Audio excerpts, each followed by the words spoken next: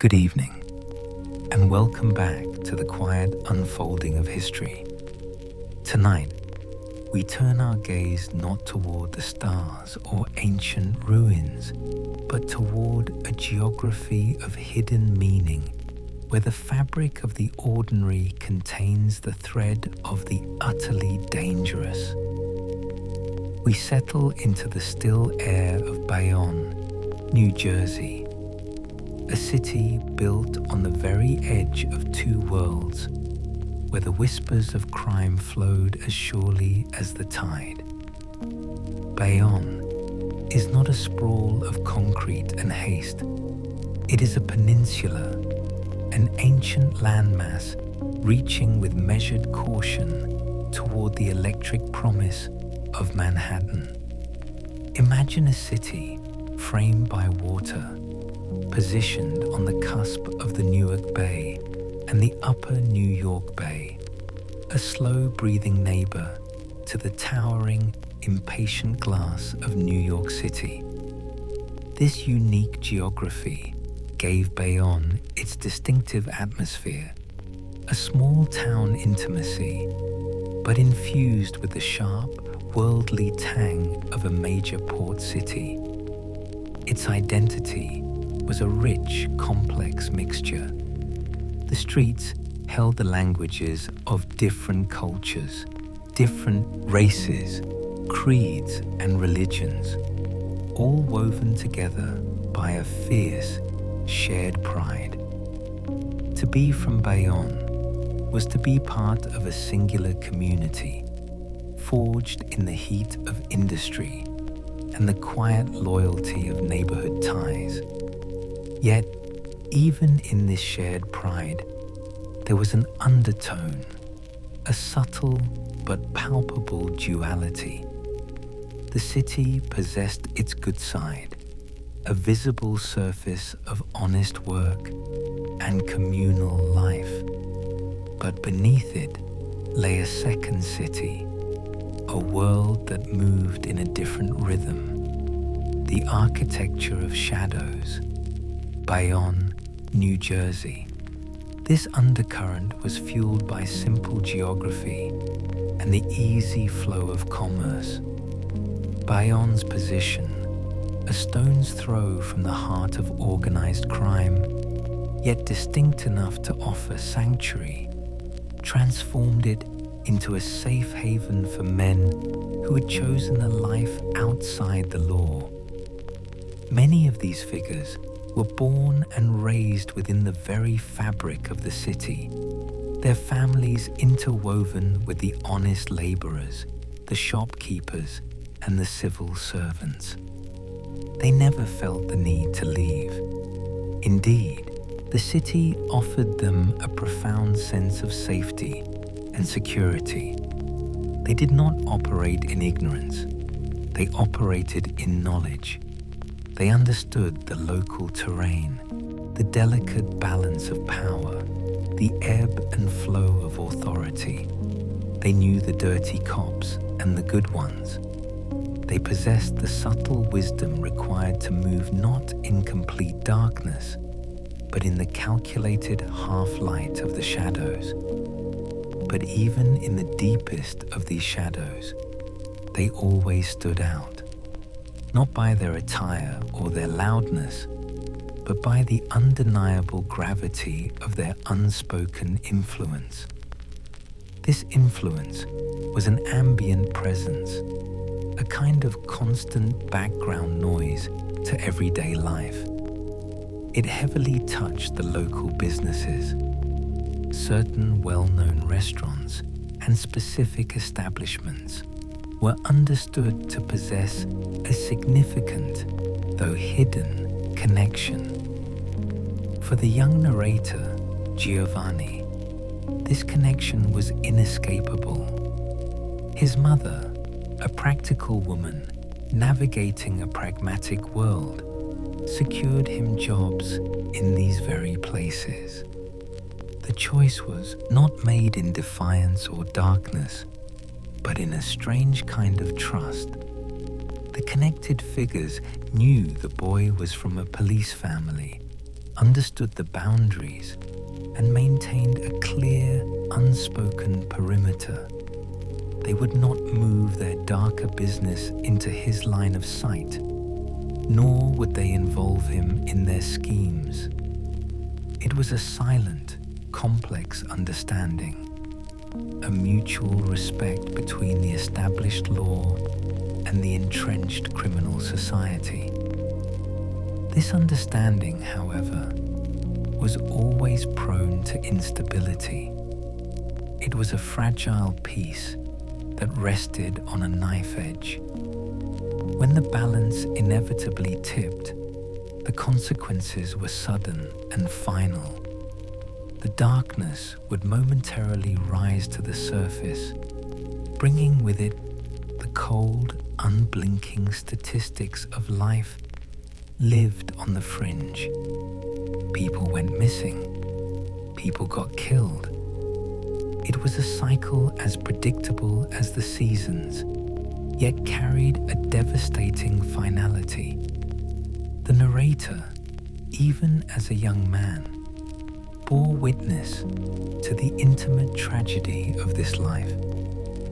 Friends with whom he shared bubblegum and basketball faced the quiet horror of their father's vanishing.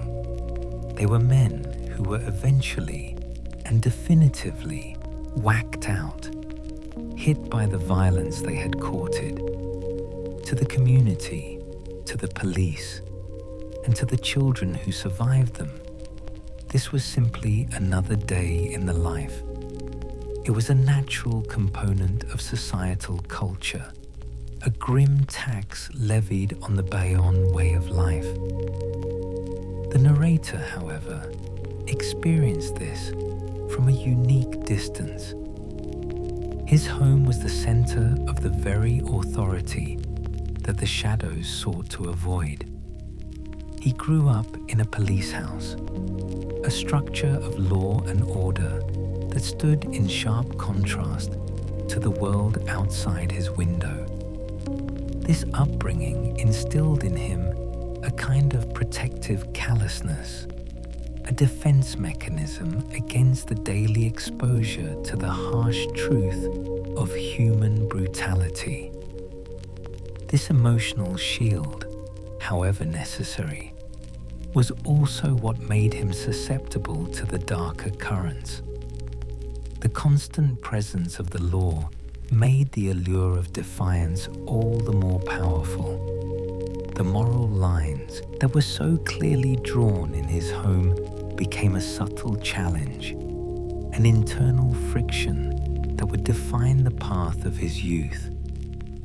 The conflict was not just between good and evil, but between a crushing authority and the vibrant, dangerous freedom that lay just outside his front door. This duality was the initial lesson in his education. The city of Bayonne, with its deceptive calm and its persistent undertone of hidden power, became the classroom. The lessons were written in the quiet deference shown by waiters in certain restaurants, in the brief, hard glances exchanged between men in dark corners, and in the sudden, permanent silence of a vanished father. The environment was shaping the son, not into a hardened criminal, nor into a dutiful officer, but into a figure caught perpetually between the two, a man capable of understanding and eventually embracing the nuances of both the badge and the business. The stage was set, the characters were assembled, and the deep, rich soil of the city was ready to receive the seeds of future conflict. The architecture of the shadow world had been meticulously observed, absorbed not through fear, but through a detached, almost professional curiosity. This strange, innate understanding of the criminal heart, its loyalties, its weaknesses, and its fatalistic codes, would one day become the single most vital tool in his possession. But before that path could be taken, another, more intimate battle needed to be fought. The conflict within the police house itself, where a father's heavy hand was forging a defiance more dangerous than any street crime. The peace of the neighborhood was an illusion, but the conflict within the family was profoundly real, and it was here, in the cold logic of the badge and the fear of the belt, that the deep, rebellious heart of Giovanni Rocco was forged. It was a rebellion that would soon seek a dangerous, exhilarating outlet. The cold logic of the badge, a cop's son, as the unseen influence of the street settled upon the city. The true conflict was unfolding, not in the shadows of the pork stores, but in the heart of a single family home. The father, a man of the badge, attempted to fortify his son against a dangerous world. Yet his method was a constant, heavy-handed instruction, creating a chasm of fear and defiance where connection should have been. This was the cold logic of a life lived by rules, and its consequence was an accidental preparation for a life without them. The father's tool of instruction was stark and uncompromising. He would bring home the raw, unedited evidence of human cruelty. Imagine the scene. A young boy exposed at an age of impressionable innocence to the terrible stillness of autopsy photos. These images, graphic, final, and bearing the cold logic of death, were displayed not out of malice, but from a desperate, if flawed, parental instinct. The father, a hard guy shaped by his own lack of guidance, employed a heavy hand in all things. He believed that such explicit reality would act as a deterrent, a grim prophylactic against the siren call of the street, a way to ensure his son understood what real life looks like on the coldest examination table. This heavy-handed approach extended to the discipline within the home, reflecting a common, if regrettable, standard of the time. The idea of physical correction, the smack on the posterior or the measured strike of a belt, was generally understood as a justifiable means of adjustment, a way to teach a lesson quickly and permanently. While this is not to condone such activity, it is crucial to understand its context. It was a practice across the board, a widely accepted, though painful, tool of parenting. For the narrator, however, this method failed to achieve its desired result. He admits, with a contemplative honesty, that he was not that quick to learn the intended lesson. He did not catch on to the rules of compliance and obedience. Instead, the repeated acts of heavy-handed discipline had an unexpected reverse effect.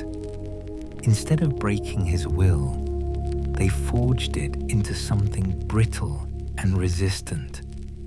He grew callous to the punishment. The impact of the belt or the hand eventually faded into a dull, accepted routine, stripping the pain of its power and replacing it with a hardening defiance. This hardening was not just against the physical touch, but against the deeper institution it represented, authority itself. As the narrator's emotional core grew resistant to his father's attempts to control, his relationship with the man crumbled. He became deliberately and profoundly defiant toward his father's wishes, a direct response to the perceived injustice and coldness of the discipline. Looking back, years later, the narrator finds a quiet, adult understanding for his father's failings. He realizes the man lacked the necessary template for nurturing, having grown up without a father or a suitable father figure in his own life. This realization transforms the initial anger into a mature acknowledgement of a cycle of trauma and inexperience. The father didn't know how to raise kids other than with the heavy hand he himself had experienced or observed. Yet, at the time, this quiet tragedy was experienced only as searing rebellion. The conflict at home drove the young man's gaze outward into the very world his father sought to protect him from. The figures he saw working in the restaurants, the men involved in the local mob culture, those who operated with the confident, unspoken language of power, began to exert a powerful pull. He was gravitating towards those guys not because of an inherent attraction to crime, but because their very existence was a direct affront to his father's authority. Every casual meeting, every exchange of knowing looks with a connected individual was a small, satisfying rebellion. It pissed his father off, and in the mind of the defiant son, that was enough. The tension became a constant, invisible force in his life. The father, through a desperate, miscalculated attempt to teach caution, had inadvertently instilled a resistance that made his son the perfect, unwilling candidate for the life of an outlaw. The seeds of the future, Giovanni Gatto, the confident, cold, and contemptuous gangster, were sown in the sterile images of the autopsy photos and nurtured by the emotional distance of the police home.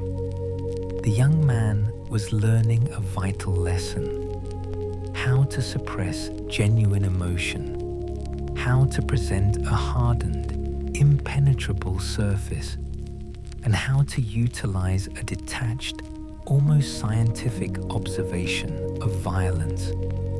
He was being trained in a dangerous form of duality, preparing him to walk confidently in two vastly different, fiercely opposed worlds.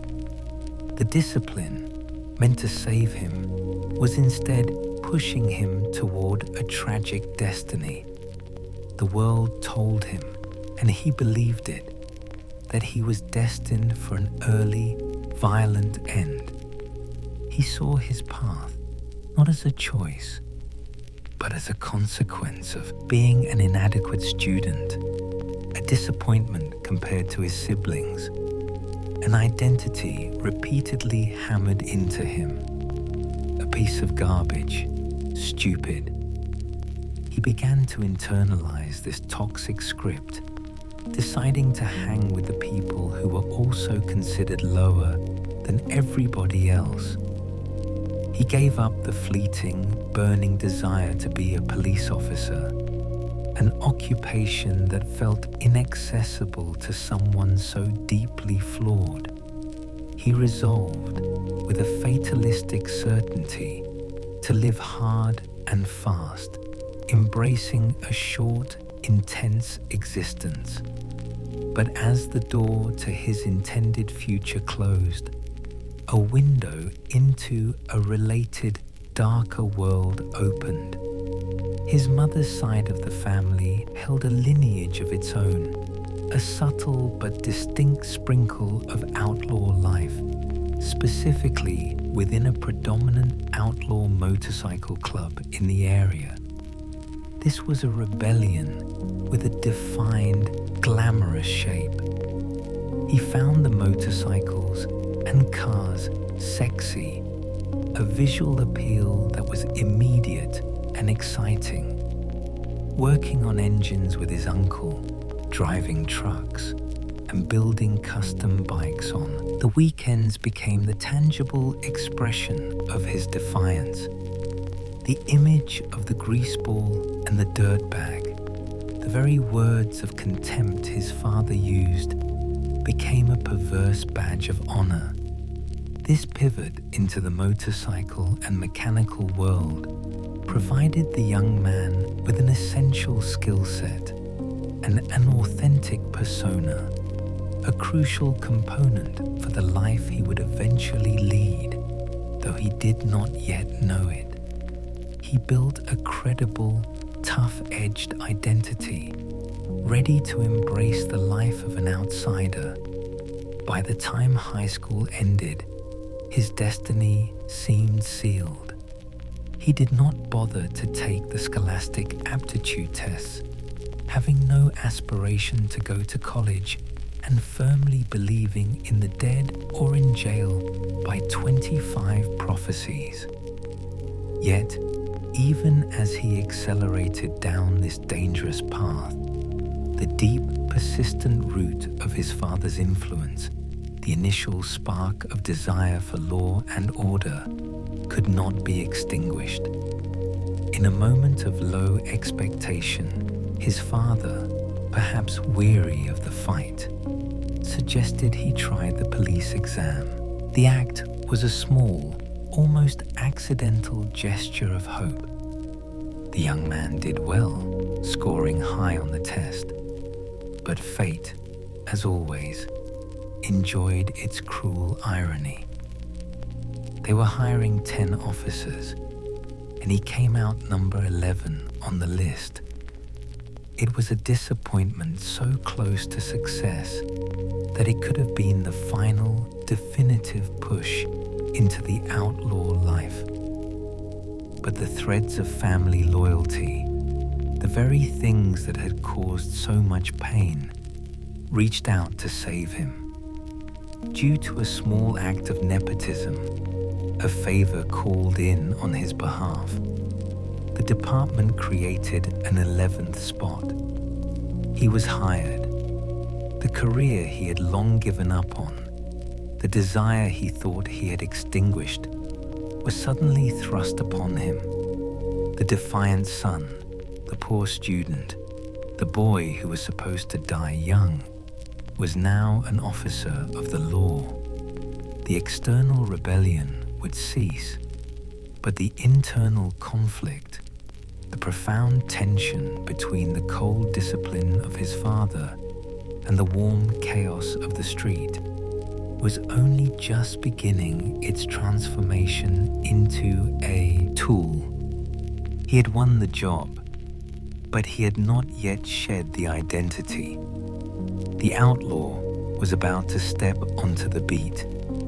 The sudden shift from the grease-stained garage to the high and tight discipline of the academy would demand a quick, dramatic overhaul of his life. The defiant young man had earned his badge, but the persona, the sexy, dangerous identity he had spent years crafting, remained a close, familiar skin. The world of order had claimed him, but the heart of the outlaw was still very much his own. The next challenge would be to contain the wild dog and force it to wear a badge. High and tight, the persona of the young patrolman. The lottery of fate had intervened, pulling the defiant son from the brink of the outlaw life and thrusting him abruptly into the disciplined world of the police academy. This was the first great act of internal betrayal, a necessary shedding of skin that demanded the immediate dismantling of a carefully crafted identity. The boy who had embraced the grease, monkey, and the outlaw biker was now required to become an obedient figure of authority, a transformation that began with the removal of an earring and the calculated shear of a haircut. The change was immediate and dramatic. The high and tight cut, the squared-off hair, the kind of bad mustache that was the unofficial uniform of the era, all contributed to a persona that felt fundamentally different. He looked out at the world and saw a mirror reflecting a sanitized, obedient figure, a likeness he compared to the popular image of Vanilla Ice, a comical yet jarring mask of conformity. The defiant aesthetic was gone, replaced by the rigid code of the academy.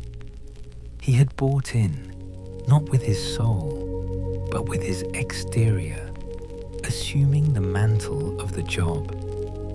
But beneath the newly tailored uniform and the shorn hair, the energy of the outlaw still burned. He entered the early years of his career not with caution, but with a surprising and immediate aggression. This was the restless spirit of the street kid, now channeled into the pursuit of justice. The very first week on the job delivered a striking validation, a high-speed pursuit that ended with the apprehension of a man wanted for murder. The incident was a powerful, undeniable success, immediately catapulting the young patrolman into the department's spotlight. Within months, awards were being pinned to his chest. He was actively, forcefully, following in his family's footsteps, bringing pride to the name and the badge. This early success, however, carried with it the danger of a false confidence. The rapid accumulation of accolades and the comfortable routine of patrol duty led to a familiar human failing, the belief that the rules no longer applied. After approximately 9 months on the job, the pressure to maintain the obedient persona began to crack. The youthful defiance, never truly eliminated, sought expression. The scene that followed was a quiet rebellion played out on the police precinct's pavement. The young officer chose to ride his old, beloved chopper to work, a motorcycle that was, by its very nature, entirely street illegal. He arrived wearing not the full, correct uniform, but a hybrid of defiance and duty, his official uniform pants paired with a leather vest and a simple white t-shirt. Most damning of all, the newly issued 9mm service weapon was not secured in a proper holster, but was simply shoved into his pants, a posture deliberately adopted from the casual disregard of the outlaw biker world. This brazen display of duality was a direct challenge to the authority he now represented. It was a conscious blurring of the line between the persona he had been forced to adopt and the identity he had so carefully nurtured. It was, in essence, an internal signal. I am one of you, but I am still my own man. The consequence was immediate and predictable. His chief of police witnessed the transgression. For a man tasked with upholding order and image, the sight was far from impressive. The officer was called in and subjected to a forceful, unambiguous confrontation. He was verbally dismantled, threatened with immediate fire. The young man found himself standing on the carpet, literally awaiting his professional execution. The outlaw's impulse had brought the patrolman to the very edge of ruin, but the chief, like the father before him, recognized the latent potential hidden within the defiance. Approximately 3 weeks later, the inevitable summons came. The young officer stood ready for his final spanking and his termination papers. Instead, the chief posed a single pivotal question that would alter the course of his entire career. So do you still have the motorcycle? The defiance, the swagger, the very persona that had threatened his job was about to be weaponized.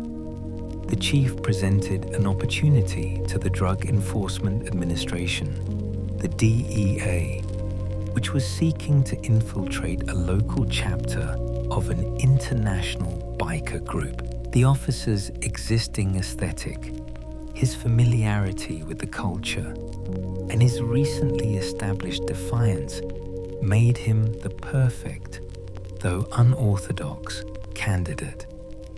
The task was simple in concept, monumental in risk.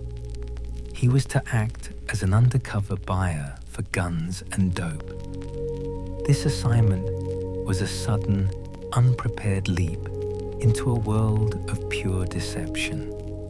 He had no training in undercover work, no communication skills, and no experience in rapport building beyond the crude exchanges of the street.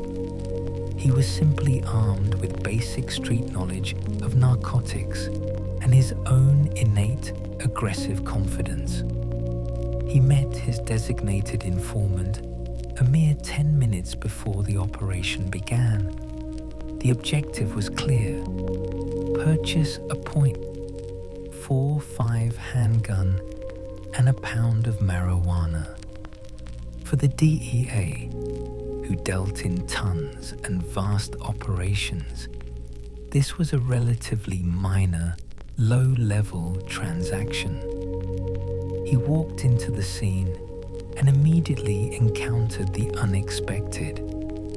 The location, smelling distinctly like a litter box, a scent he later recognized as the chemical signature of methamphetamine production, then a crime not yet popular beyond the biker community, was home to a well-respected figure, a legend in the organization. The man, a Vietnam veteran with a large white beard and a look of a tinkering Santa Claus in his workshop, was meticulously machining items. The contrast was a jarring, cinematic moment, the image of a grandfatherly figure engaged in the most dangerous of crafts. The initial plan dissolved instantly. The Santa Claus was home-making machine guns for his fellow outlaws. The young officer, fueled by his instinct for the bold, made a quick, aggressive decision. Forget the handgun, he would purchase a machine gun instead. The sale was quickly negotiated. He secured the illegal weapon, tucked it into his saddlebags, and carried a small amount of marijuana in his pocket. He was riding a high of pure adrenaline-fueled success, feeling like Superman versus King Kong. The feeling of triumph, however, was short-lived. He returned to the set, the debriefing location, ready to present his extraordinary haul. He threw the newly acquired machine gun onto the truck, a grand, defiant gesture to his chief and the assembled DEA agents. The reaction was not praise, but incredulous scorn. "Kid, you're an idiot." The failure was not in lack of daring, but in lack of discipline. The agents explained the true purpose of the mission. The handgun was wanted because it was stolen, a crucial piece of evidence in a larger investigation. By focusing on the machine gun, he had inadvertently screwed up the central objective. His swagger was dismissed. He was told he was an idiot and summarily pooh-poohed away. The failure was a profound blow to his ego. He returned to his patrol beat, walking the midnights, spinning his stick, believing his nascent undercover career was already over. He assumed punishment would follow, a harsh end to the excitement. Yet, the same unpredictable authority that had first hired him and then nearly fired him saw the raw utility in his chaos. 2 days later, they called him back in, giving him a chance to make it right. This single botched operation revealed a critical truth. The young officer possessed an unmatched authentic aggression and a willingness to improvise, but he lacked the art, the necessary control and technical skill to be an effective agent of deception. This raw, untamed potential was exactly what the Federal Bureau of Investigation would later seek to harness, recognizing that the very qualities that made him an uncontrollable patrolman might, with training, make him a uniquely effective instrument of the law. He had begun to prove the hypothesis: the defiant son, the outlaw, was the only one who could truly walk among the wolves. The machine gun had been his personal, costly lesson, revealing the profound difference between bravado and strategy. The next stage would require an education not in firepower, but in the subtle architecture of the mind, a necessary taming of the wild dog. The street kid had secured a seat at the table of the country's most elite law enforcement agency, and the transition from the crude chaos of a local bust to the high-level deception of the FBI was about to begin. Superman versus King Kong, the art of the screw-up. The success of the biker case, achieved through sheer audacity rather than discipline, was the raw anomaly that drew the gaze of the Federal Bureau of Investigation. They recognized a powerful, untamed force, an agent who had operated on instinct and street knowledge alone, navigating high-risk environments for a decade with no training in the complex arts of deception, communication, or rapport building. He was a piece of metal, strong but unrefined, and the Bureau was about to offer him a seat in their forge.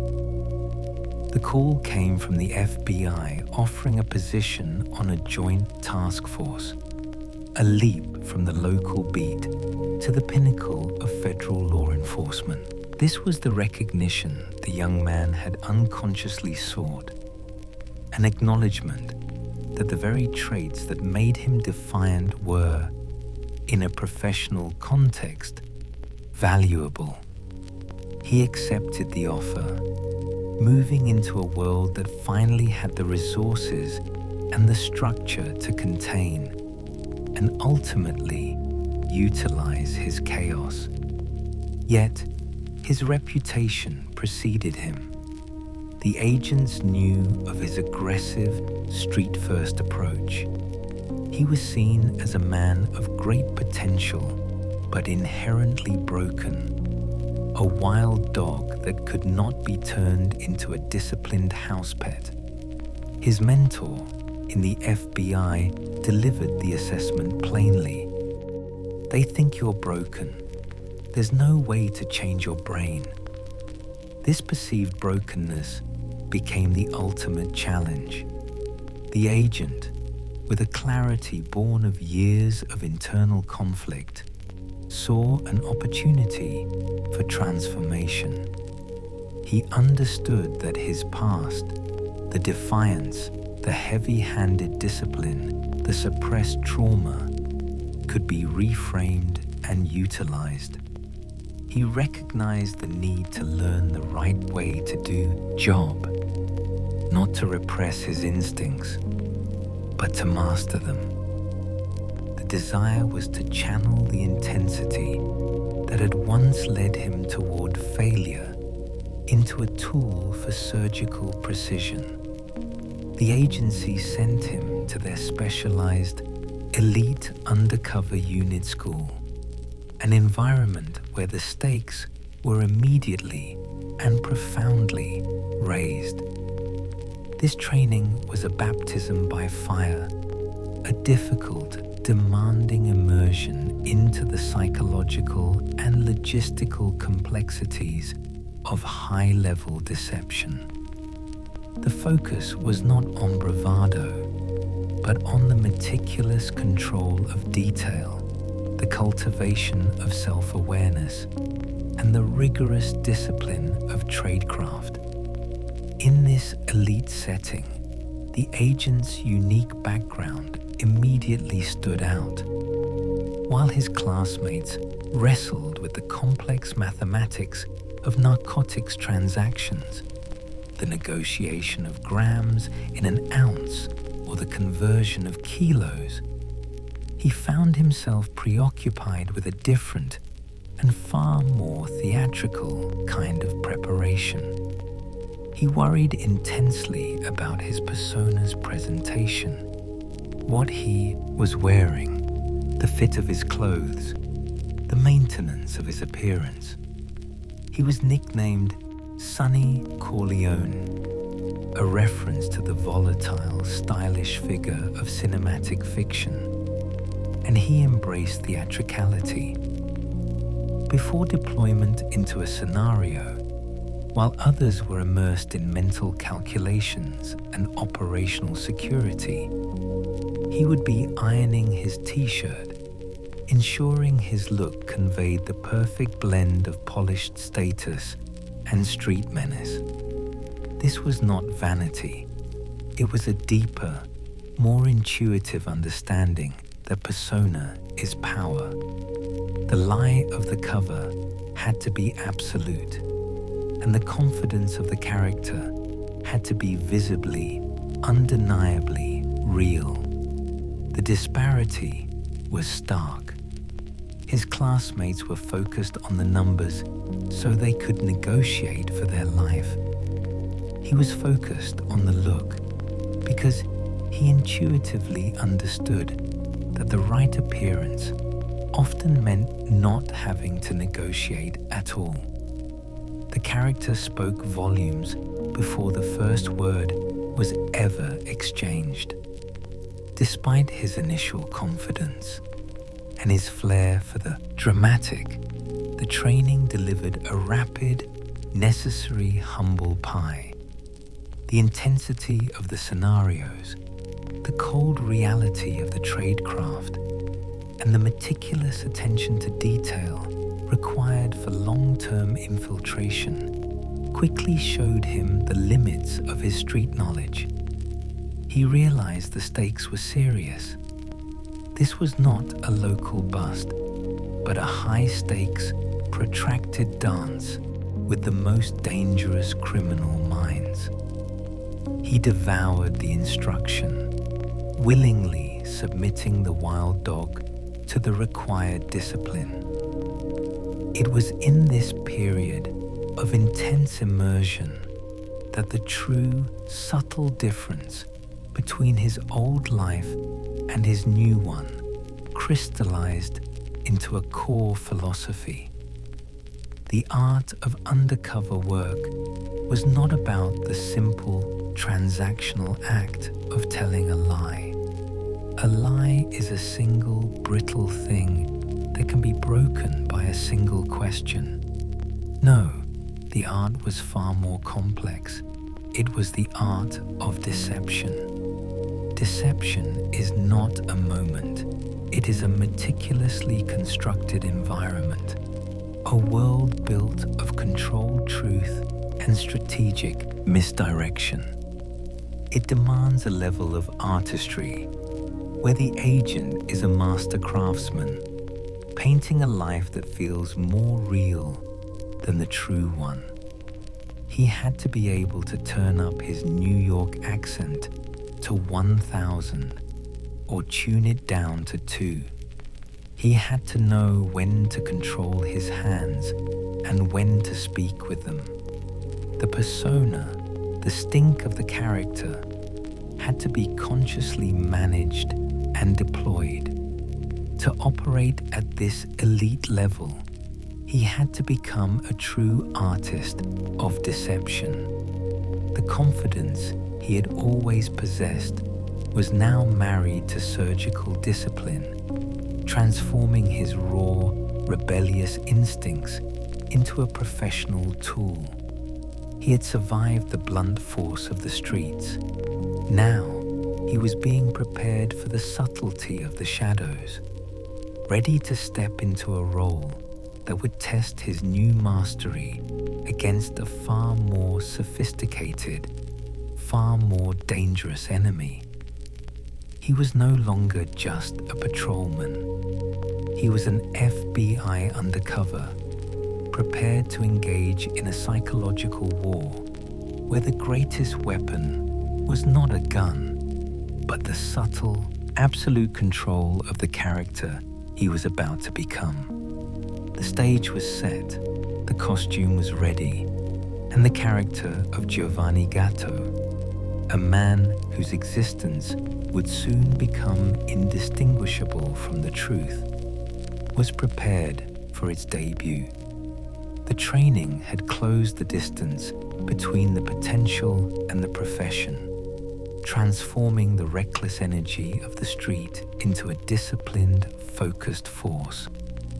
The artist was prepared for his canvas, and the quiet, accidental opportunity to infiltrate the world of the Italian mafia was waiting just ahead, an invitation that would lead him into the heart of a crime family. Superman versus King Kong, the art of the screw-up. The success of the biker case, achieved through sheer audacity rather than discipline, was the raw anomaly that drew the gaze of the Federal Bureau of Investigation. They recognized a powerful, untamed force, an agent who had operated on instinct and street knowledge alone, navigating high-risk environments for a decade with no training in the complex arts of deception, communication, or rapport building.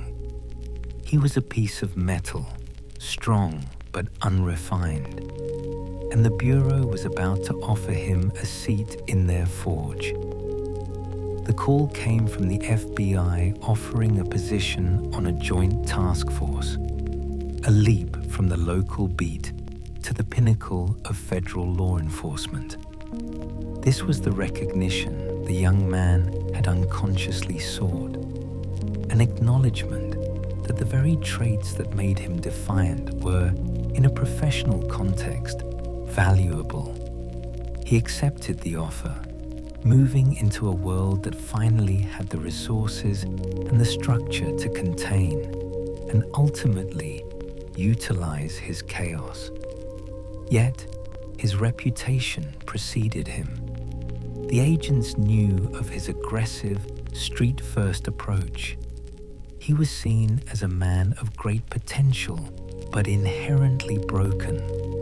A wild dog that could not be turned into a disciplined house pet.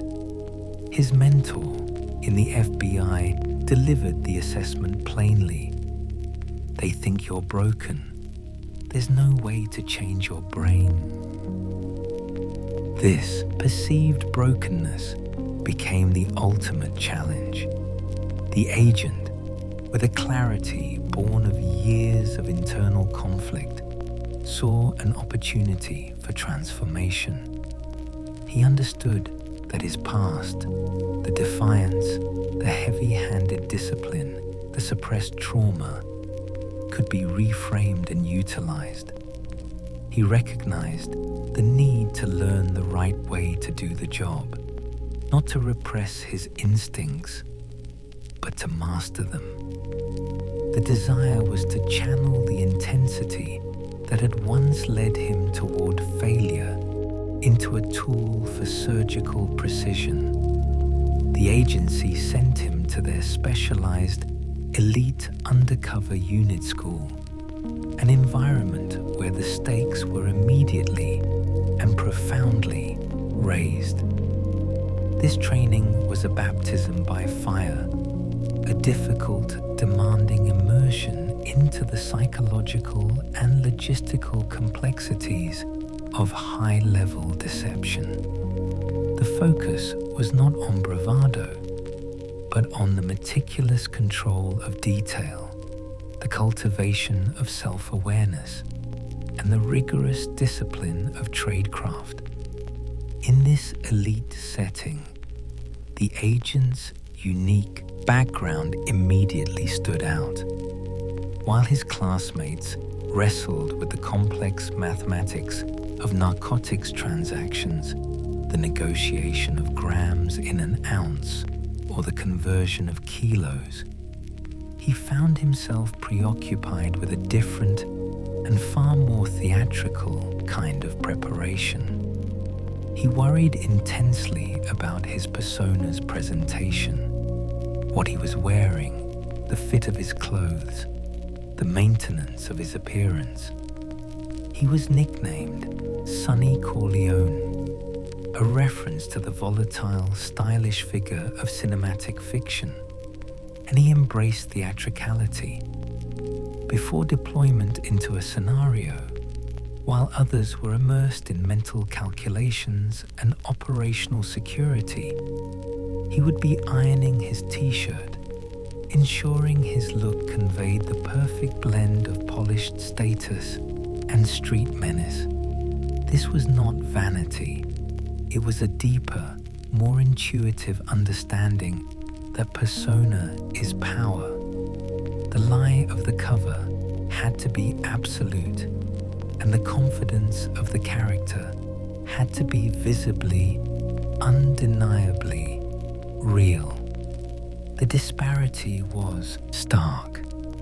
His classmates were focused on the numbers so they could negotiate for their life.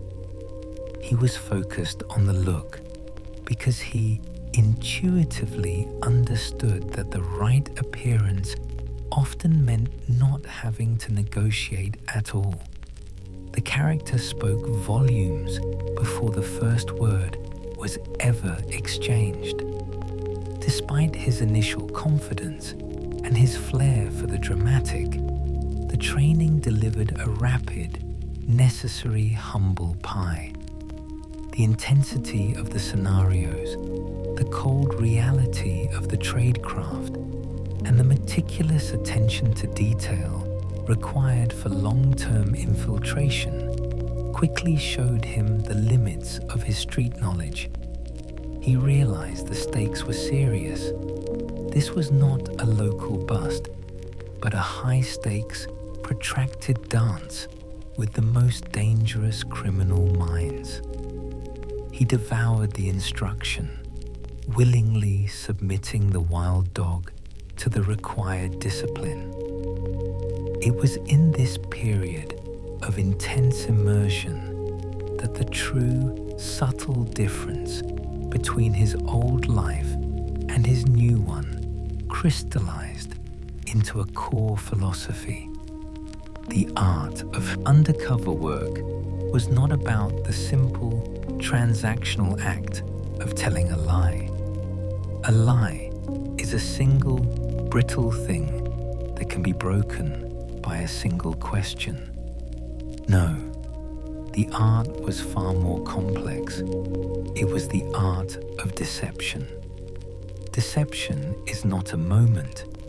It is a meticulously constructed environment, a world built of controlled truth and strategic misdirection.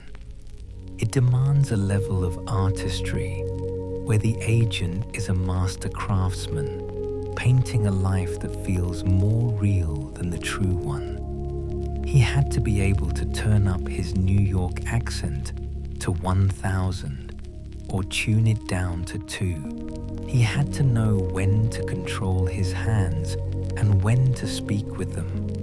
The persona, the stink of the character, had to be consciously managed and deployed. To operate at this elite level, he had to become a true artist of deception. The confidence he had always possessed was now married to surgical discipline, transforming his raw, rebellious instincts into a professional tool. He had survived the blunt force of the streets.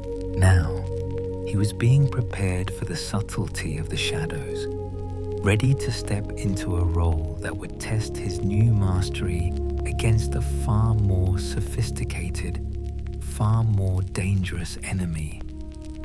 He was no longer just a patrolman. He was an FBI undercover, prepared to engage in a psychological war where the greatest weapon was not a gun, but the subtle, absolute control of the character he was about to become. The stage was set, the costume was ready, and the character of Giovanni Rocco, a man whose existence would soon become indistinguishable from the truth, was prepared for its debut. The training had closed the distance between the potential and the profession, transforming the reckless energy of the street into a disciplined, focused force.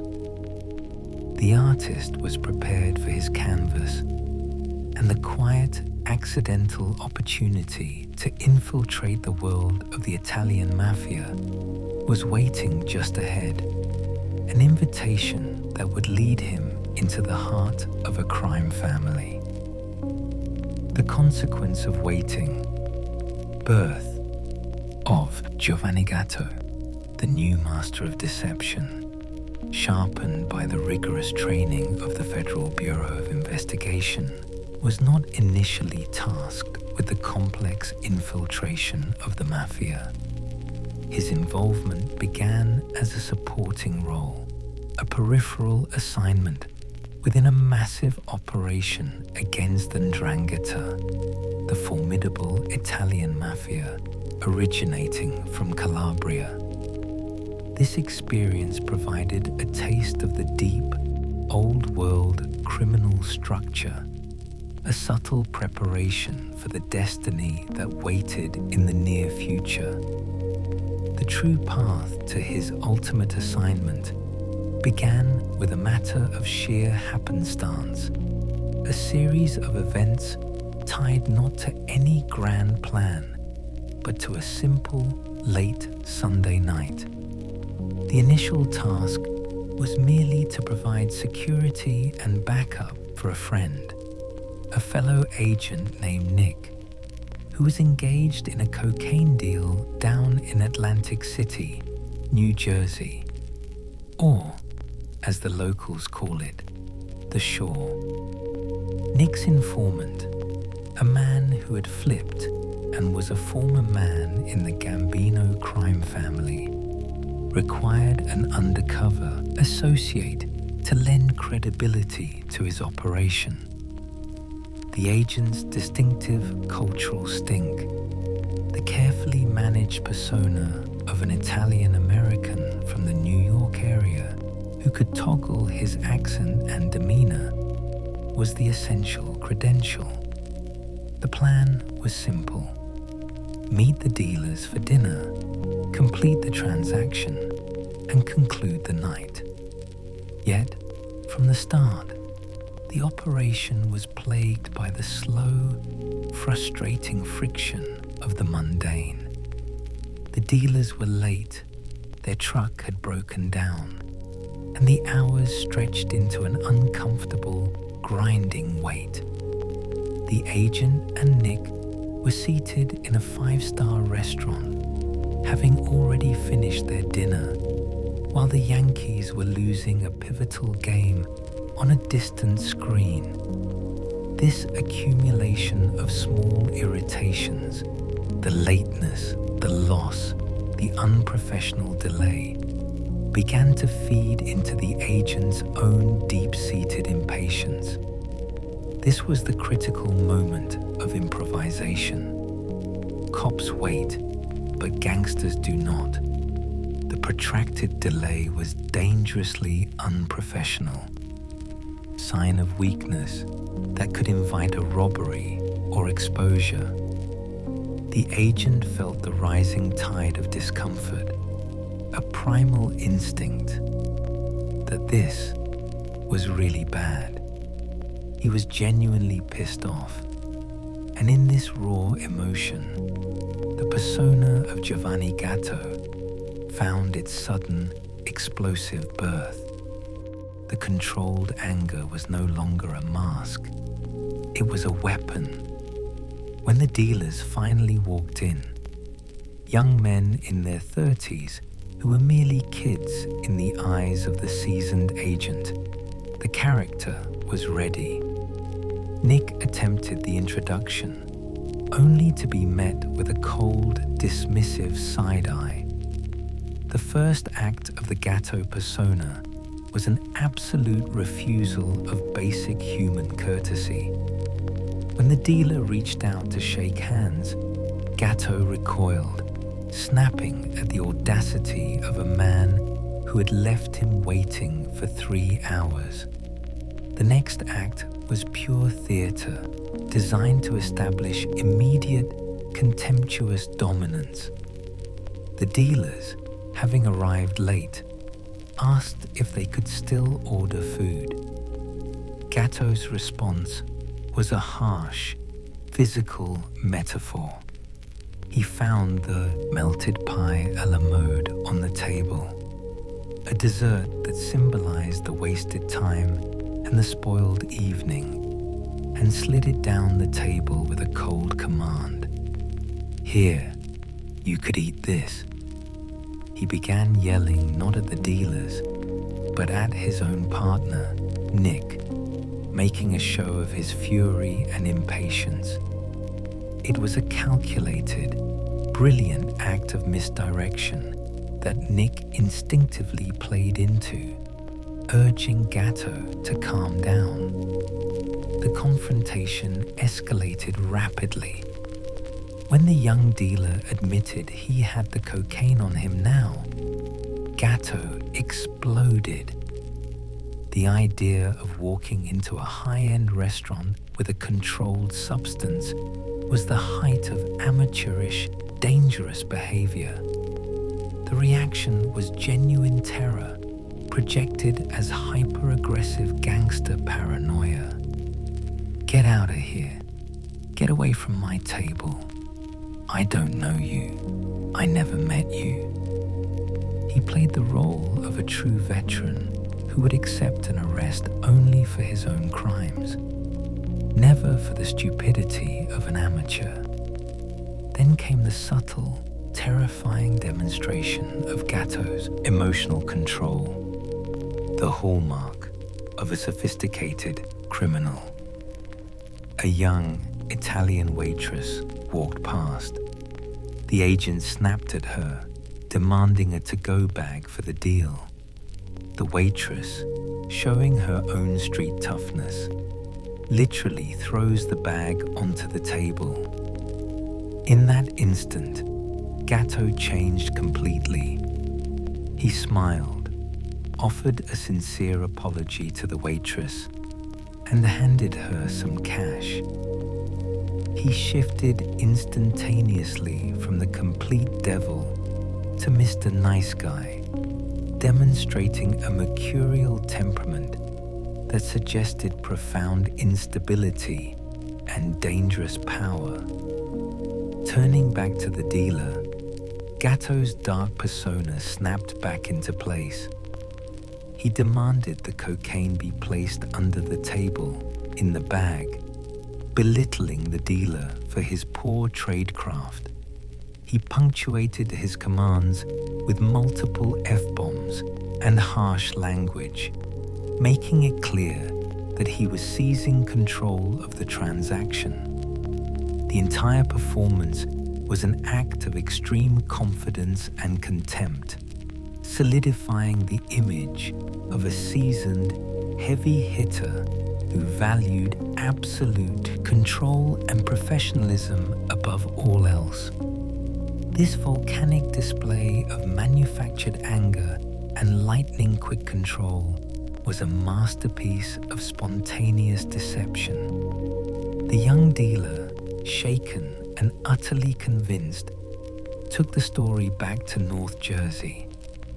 He told his associates in the DeCavalcante crime family that he had just had dinner with two serious Philly mob guys, men who were so professional, so dangerous, that they could not tolerate a minute of lateness or a single lapse in security. The accidental persona of Giovanni Gatto, forged in the heat of a losing baseball game and a cold dinner, had successfully created a fictional life that was about to be invited into the heart of organized crime. The case agent recognized the opportunity and let the narrative run. A single, unscheduled drug deal had organically opened the door to a family that would become the primary focus of one of the FBI's most significant infiltrations. The reckless brilliance of that night would become the foundation of an almost 3-year deep cover operation. The character of Gatto, the uncompromising perfectionist, was now a commodity, a rumor, and a figure of intense curiosity. The next step would be to meet the low-level members and solidify the persona, transforming the rumor into a relationship and the dangerous theatrics of one night into the constant, minute-by-minute performance of a double life. The melted pie had delivered more than dessert. It had delivered an invitation to a world where a wrong glance could mean a silent, permanent end. The agent was ready to transition from the aggressive heat of the drug deal into the cold, patient work of building a new, deadly reality. The first of the made men was waiting. Coffee and contempt, climbing the ladder to the Capo. The dramatic performance in Atlantic City had done its work. The initial rumor of the heavy hitter had traveled up the criminal pipeline, granting Giovanni Gatto access to the first level of the DeCavalcante crime family in North Jersey. The transformation from a spontaneous lie into a sustained professional infiltration was now underway, a period defined by subtle testing, manufactured contempt, and the patient building of trust. The first crucial contact was a man named Luigi, a street-level associate. The initial meeting was tense, conducted over a cup of coffee, and immediately became a subtle battle for dominance. Gatto arrived with a calculated presentation. He was dressed in a collared shirt and nice pants, the picture of a successful, polished guy. This was deliberate. It established him as someone with status, a man of wealth and control, in sharp contrast to Luigi and his crew, who were often dressed in t-shirts, the more casual, expected uniform of the street. Gatto looked like the gangsters he knew growing up. the ones who commanded respect through money and style. Luigi, suspicious and inherently cautious, immediately began to pepper Gatto with questions, attempting to establish his pedigree and place him within a known hierarchy. Where are you from? Why are you asking me where I'm from? Gatto's response was sharp, dismissive, and utterly contemptuous. He took a hard stance, pushing back with deliberate, cold arrogance. "None of your business," he challenged. "I don't even know you. I came here to have a cup of coffee, meet you. I'm doing business with this kid, Jimmy." This refusal to immediately comply with the social etiquette of the meeting was vital. It signaled that Gatto was an outsider, yet a powerful one, a man who answered to no one and had his own deep roots. The conversation pivoted when Luigi tried to find common ground through ancestry. "Where are your people from? You're from Italy, right?" Gatto provided a prefabricated backstory that was just specific enough to create a connection without being overly verifiable. He offered a background, linking his lineage to Sicily, while Luigi's came from Calabria. The revelation that they might be related, or at least shared deep regional ties, established an immediate, quiet bond, a familial connection based on the ancient loyalty of the Italian South. "We could probably be related," Luigi suggested, and with that small, shared notion of kinship, the ice was broken. From that tenuous beginning, a business relationship began to take root. Luigi started to purchase Gatto's goods, a stream of hijacked cigarettes and various swag, items that solidified Gatto's cover as a high-level fence and smuggler. Gatto began appearing at Luigi's social club, showing his face, becoming known not as a government agent, but as Giovanni Gatto, the polished, resourceful operator. The relationship quickly developed into a strange, competitive dynamic reminiscent of a high school romance. Gatto was dealing with Jimmy in narcotics and Luigi in contraband, and soon Jimmy grew jealous of the increasing business and attention Gatto was giving to Luigi. Luigi, in turn, tried to up his game by buying more to secure Gatto's loyalty. This was the ideal operational environment.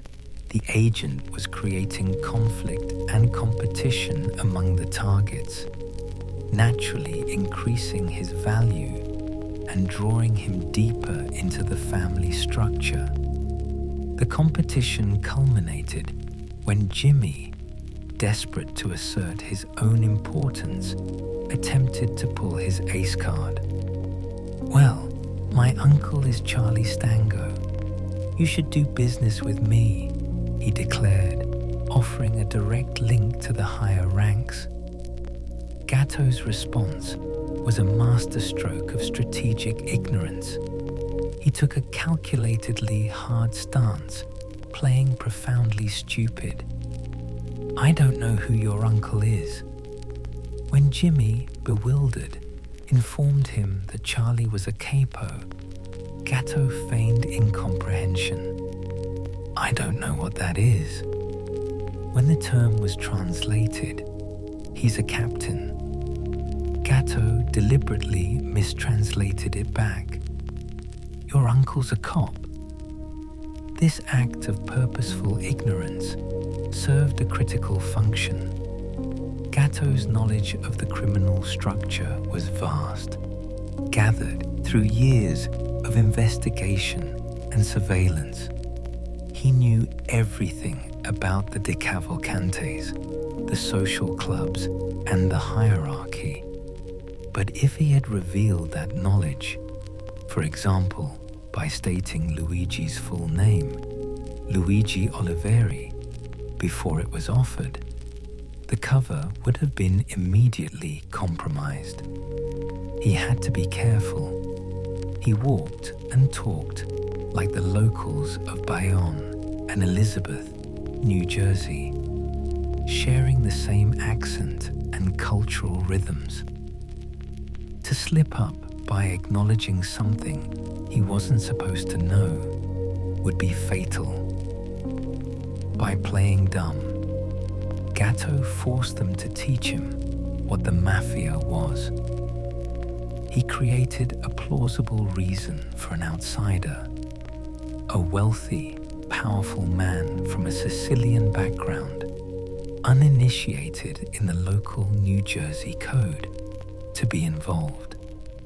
The mafia, a system based on hierarchy and secrecy, found itself needing to educate the man they wanted to do business with.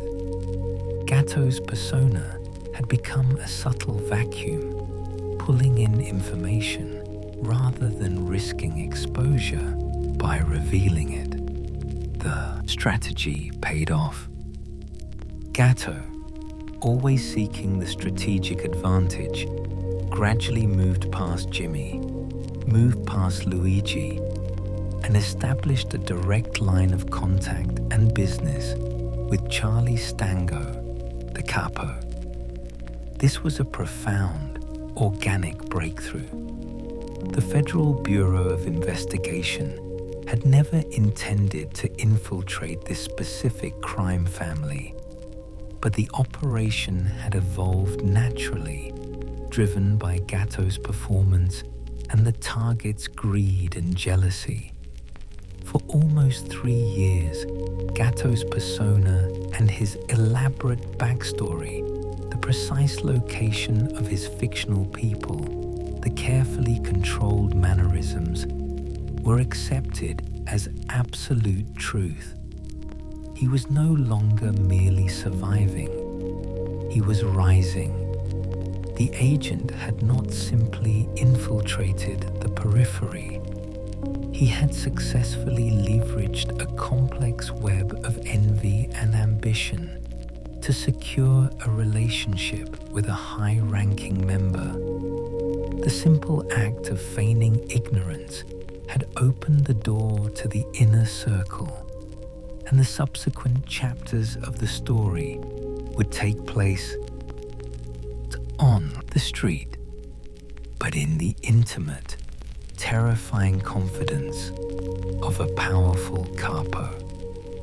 The accidental gangster was about to receive a chilling validation of his success, an audience with the highest administration of the family, a meeting that would cement his position and dramatically increase the stakes of his lonely, protracted war.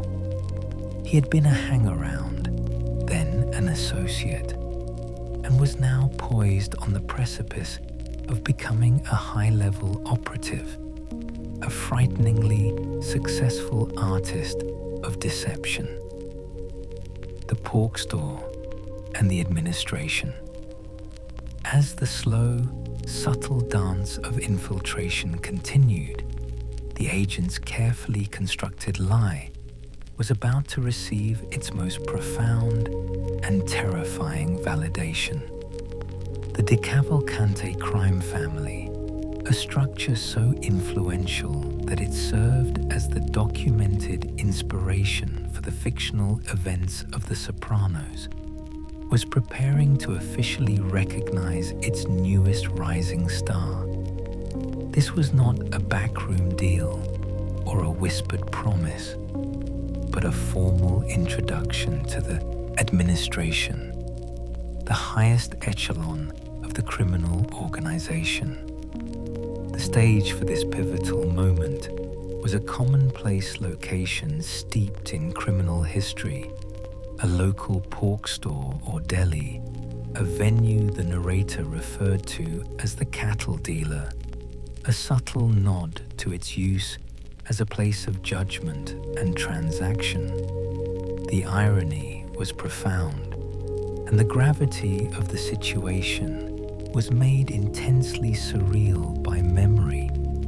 The agent had spent 10 years of his career conducting surveillance on this very establishment, watching these same men, the bosses, the captains, the high-level associates, move in and out of its doors.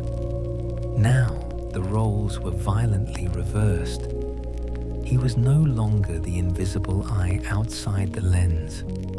He was the primary subject inside, the man whose every action was now being captured by his own government. The sense of danger was not sudden, it was constant. Every day became a task of simple survival, a relentless, low-frequency hum of internal doubt. The agent could hear a constant, frantic narrator in the movie of his mind, whispering with terrifying certainty, "They're going to find out. They're going to know. They have to."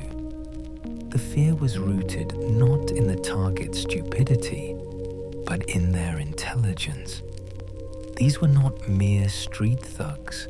They were brilliant minds who had simply chosen a life of crime. The expectation of exposure, the moment they would realize the lie, grab him and strip him down, was a daily, chilling reality. Yet, despite this internal terror, the trajectory of Giovanni Gatto was undeniable. The ascent through the ranks had been rapid and organic, driven by his aggressive competence and Charlie Stango's trust. He was no longer just a hang-around or an associate. He was a high-level associate, running directly with the captains. Eventually, Charlie Stango himself, his capo, placed Gatto in charge of a crew. This moment marked the pinnacle of the infiltration and the apex of the risk. The capo was entrusting Gatto with subordinates, other criminals who would soon be reporting to him and kicking up profits. The height of this trust was Charlie's decision to place his own son under Gatto's authority, a gesture of absolute confidence that both flattered and horrified the agent. The capo's son had been aspiring to follow his father's path his entire life, and now his journey was being guided by a government infiltrator. The successful deception had created a new set of dangers. Rivals like Luigi, the earlier contact, were now intensely jealous of Gatto's sudden, unexpected rise and his money-making abilities within the family. Yet, all this internal friction was silenced by the gravity of the official ceremony. The bosses, the administration itself, were being called to the pork store to meet Gatto, an extraordinary gesture of respect and confirmation for a man who was not yet officially made. The administration arrived with a calculated attempt to mirror Gatto's polished persona. They dressed in sport jackets and expensive attire, seeking to project the image of legitimacy and order.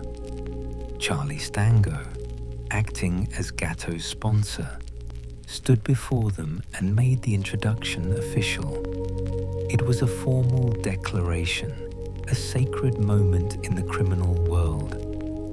"This is Giovanni. He's with me. He now flies our flag." Charlie, restricted by his parole, required Gatto to act as his proxy, announcing, "If you need me, you contact him. He speaks for me." Gatto was now forced to answer to bosses, a position of immense power and proportional risk. The culmination of this encounter lay in the gaze of the underboss, a towering individual whose presence was inherently intimidating. As Gatto stared at the man, attempting to maintain focus on his eyes, his attention was inevitably pulled past the man's shoulder to the grisly tableau behind the counter. A bloody apron draped over a butcher's workspace, surrounded by the silent tools of the trade.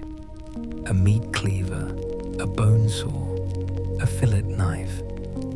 This was the unblinking, horrifying reality of the violence that underpinned the power. To capture this unique and perilous moment, the agent was wearing not one, but 5 recorders. This redundancy was a professional necessity, a safeguard against Murphy's Law, the near certainty that technology would fail at the most critical moment. The Bureau knew this conversation with the administration was too valuable to lose a single word. So, Gatto stood, wearing multiple wires, holding a calm conversation, while an internal voice screamed warnings of betrayal and discovery. Despite the fear, the agent had reached a point of profound integration. He was truly living the life of a gangster, flying between a place in Las Vegas and New York, meeting Charlie in his home, a sanctuary of false familiarity. The relationship with Charlie Stango had deepened beyond mere business. They had become truly family. The Capo treated Gatto as a surrogate son, greeting him in the driveway, sharing quiet moments of affection.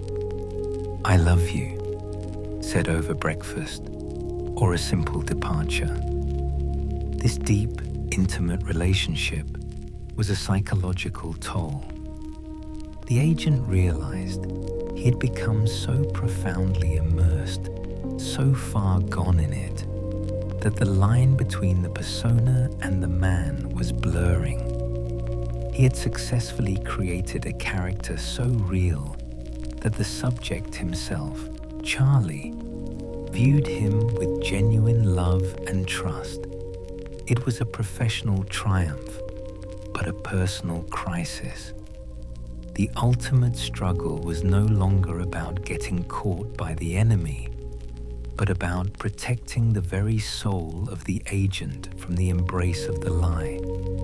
The man who wore the wires now needed a boundary, a ritual to separate the criminal Giovanni Gatto from the true self, the husband and father who waited for him in the world outside the wire.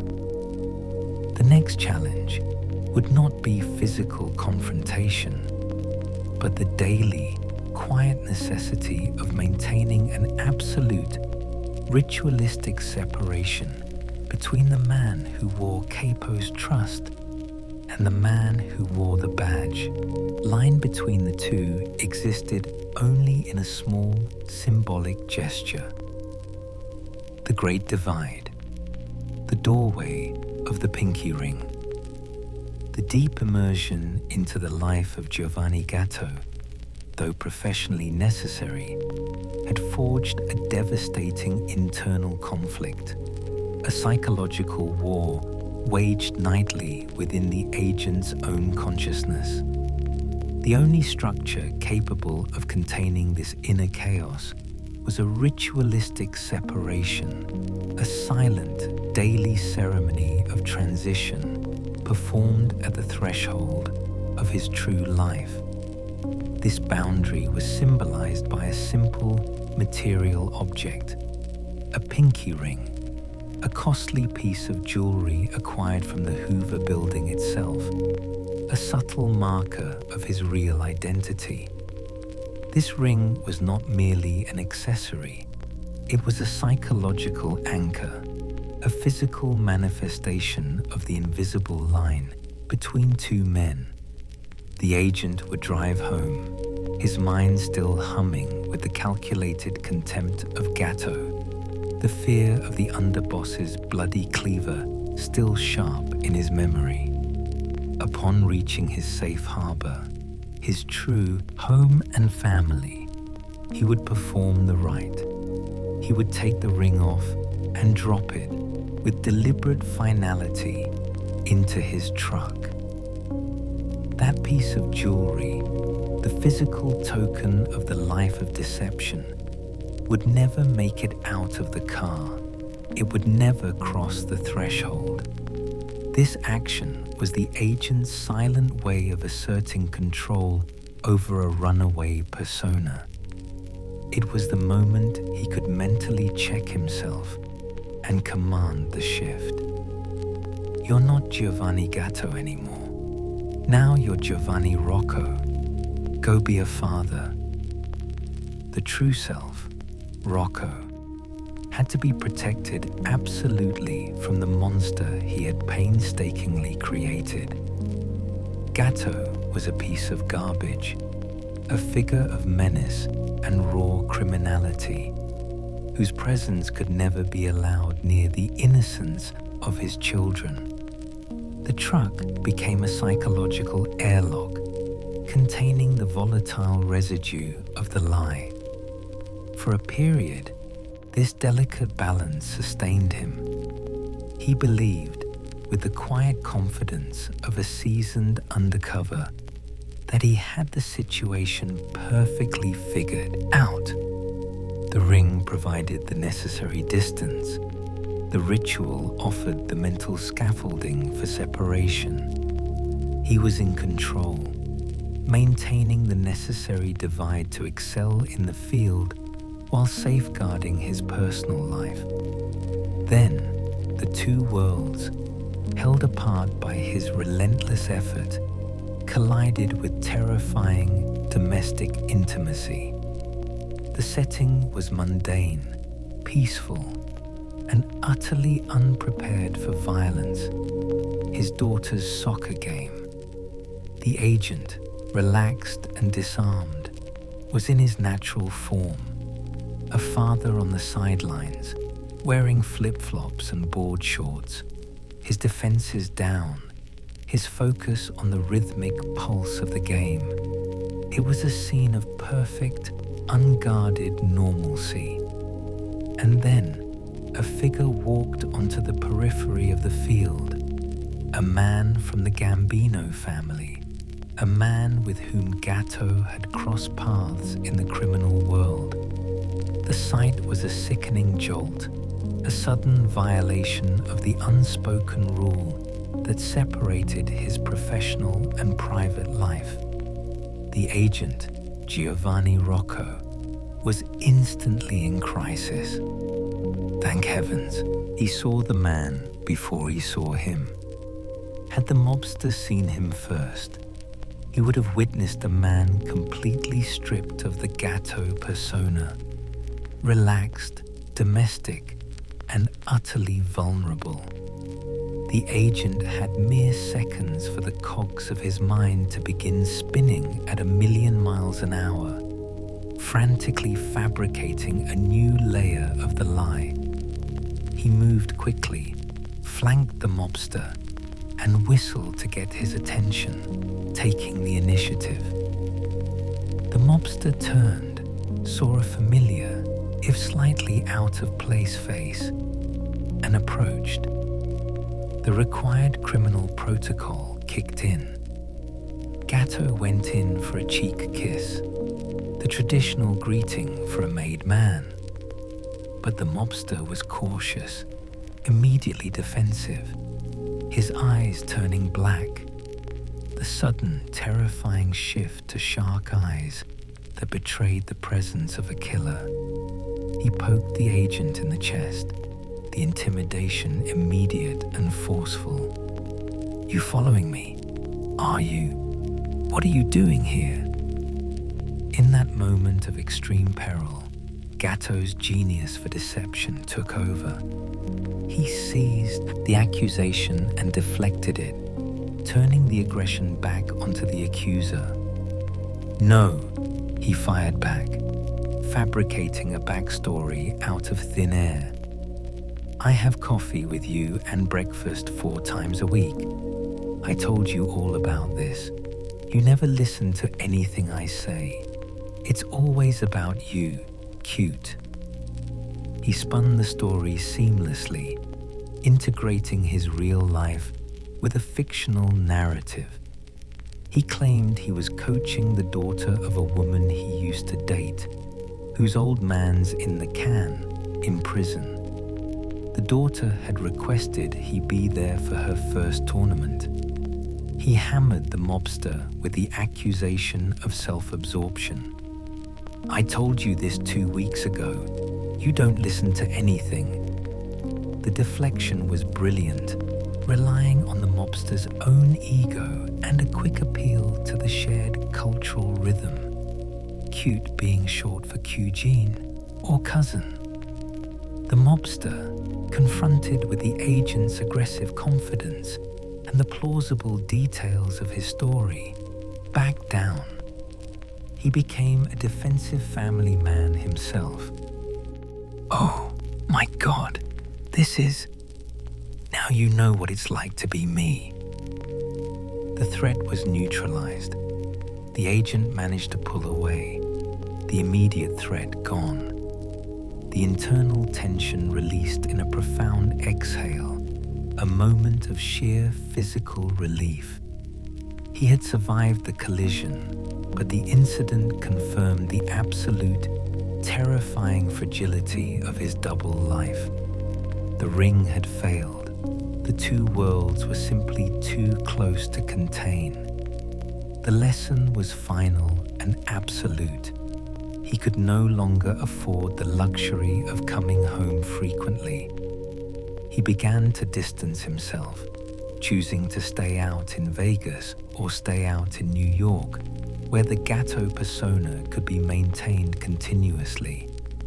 He started to gravitate towards the life of the gangster more and more, not out of choice, but out of professional necessity and a growing, dangerous comfort with the role.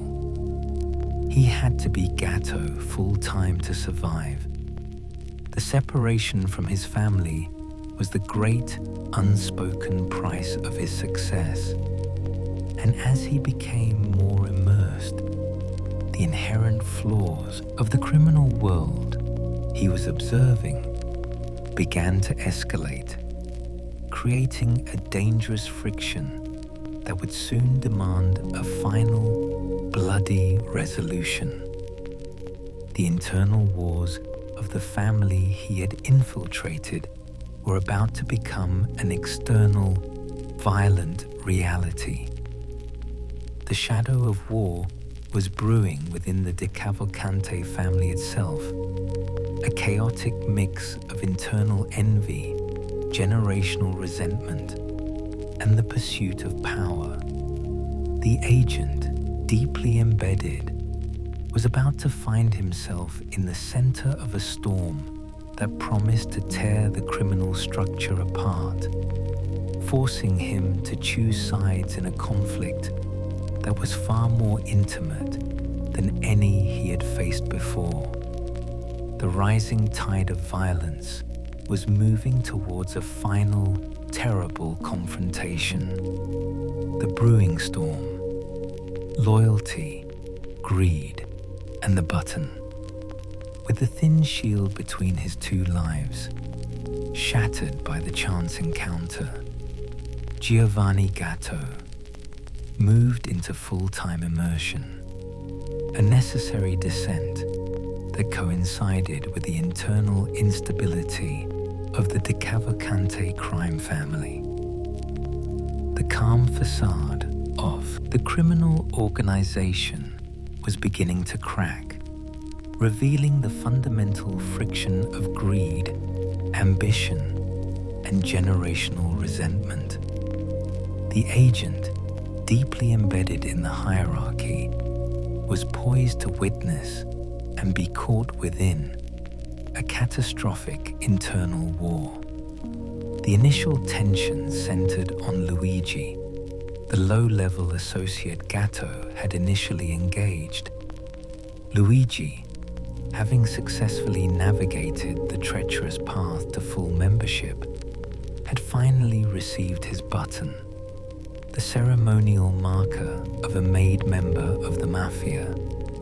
This achievement, the pinnacle of his lifelong aspiration, immediately transformed his personality. The man who had been cautious and competitive suddenly became arrogant and disrespectful toward the old administration. The weight of the button, the symbol of his power, was too much for him to carry with quiet dignity. The bosses, who demanded absolute deference and a profound respect for tradition, took notice, and the first shadow of his downfall was cast. Meanwhile, the higher echelons were dissolving into chaos. The boss of the family was stepping down, creating a power vacuum that fractured the organization into two hostile camps. A fierce divide took root, with some associates and captains supporting the existing structure and others vying for a completely new administration. This instability created the perfect environment for settling old scores and seizing new territories. Crews began to turn on each other, the once unbreakable internal loyalty replaced by suspicion and escalating hostility. Gatto, as Charlie Stango's trusted proxy, found himself in a terrifying position at the precise center of the storm.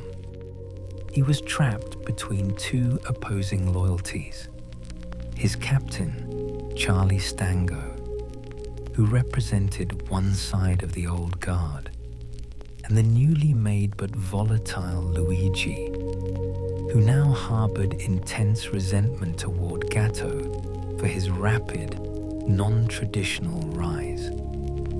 Luigi had already put a claim on Gatto, asserting that Gatto should be in his crew, a clear attempt to assert dominance over the outsider. The culmination of this rising friction arrived during a quiet moment of false intimacy. Charlie and Gatto were together in Las Vegas, the city of bright, deceptive light, sharing a seemingly harmless dinner.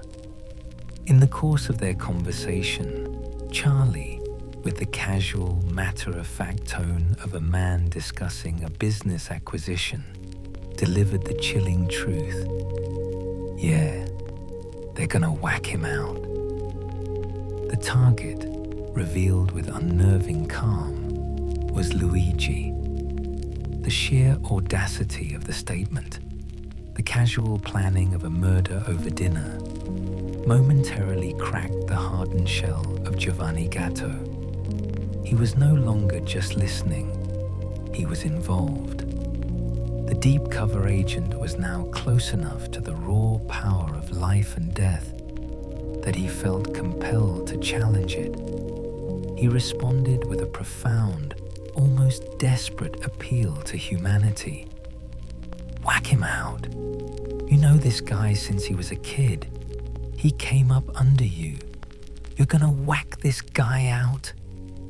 This outburst was a terrifying demonstration of Gatto's total psychological immersion. For an associate to challenge a captain's decision on a sanctioned hit was unthinkable. Gatto's comfort in this life was so absolute that that he felt entitled to question the moral fabric of the operation. He had momentarily ceased to be an agent of the law and had become a genuine, if conflicted, member of the family. "Really, Charles, is that who we are?" he pressed, demanding an explanation for the cruelty. Charlie's response was immediate, terrifying, and final. The mask of the affectionate father figure vanished. His eyes darkened, the veil of affection pulled back to reveal a chilling, focused darkness, the killer that lived beneath Capo's skin. "Yeah, he's gonna die." Then came the sentence that froze the agent's blood and brought the entire, protracted operation to its inevitable crisis point. Charlie delivered the ultimate professional promotion, packaged as a demand for murder. "Matter of fact, I told the administration you'll do it." The agent's internal gears immediately seized. This was not a request. It was an order. The penalty for refusing a sanctioned hit was clear and absolute: death. This was the pinnacle of infiltration, the ultimate test of his loyalty and his cover. The agent realized with terrifying clarity that he could not, in that moment, consult his superiors. He could not say, "Let me go jump on a call real quick. See if my FBI supervisor says it's okay that I kill this guy." He was all in. The only possible answer, the only answer that guaranteed his immediate survival, was a forced, dreadful compliance. "Yeah, okay, sure." In that single, forced affirmation, the ultimate paradox was created. The agent of the Federal Bureau of Investigation had just agreed to commit murder. At that very moment, however, the professional in him snapped back. The terrifying certainty of the command immediately triggered a realization. This is the end of the line. This is what ends the case. He had reached the trajectory for becoming a made member. Charlie had explicitly promised promotion in exchange for the hit.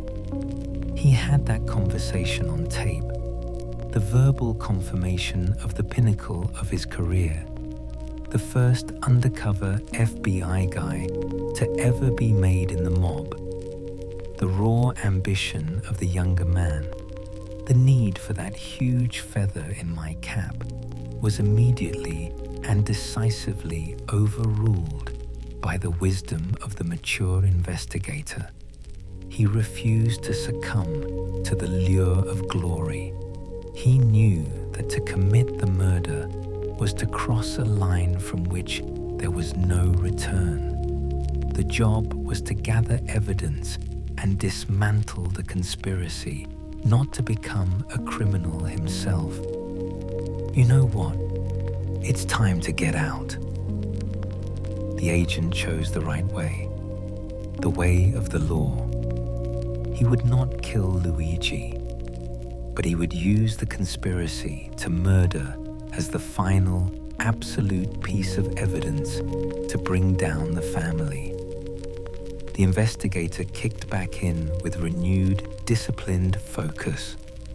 He accepted the contract to kill, not as an order, but as the final, critical assignment of the operation. The mission was now clear. He would plan the murder, gather the evidence, and then bring the entire criminal structure crashing down. The final crucial stage of his dangerous game had begun. The contract was signed with a simple, quiet word in the neon-lit distance of Las Vegas. The agent was now tasked with planning a hit, a deliberate act of deception that would become the most successful operation of his career. Yet the tragedy was already fixed. The intimacy and trust he had built with Charlie Stango would be utterly, irrevocably betrayed, and the fallout of that betrayal would soon claim the agent's own career. The final, complex act of the undercover life was about to commence. The black eye of vengeance. A murder is ordered.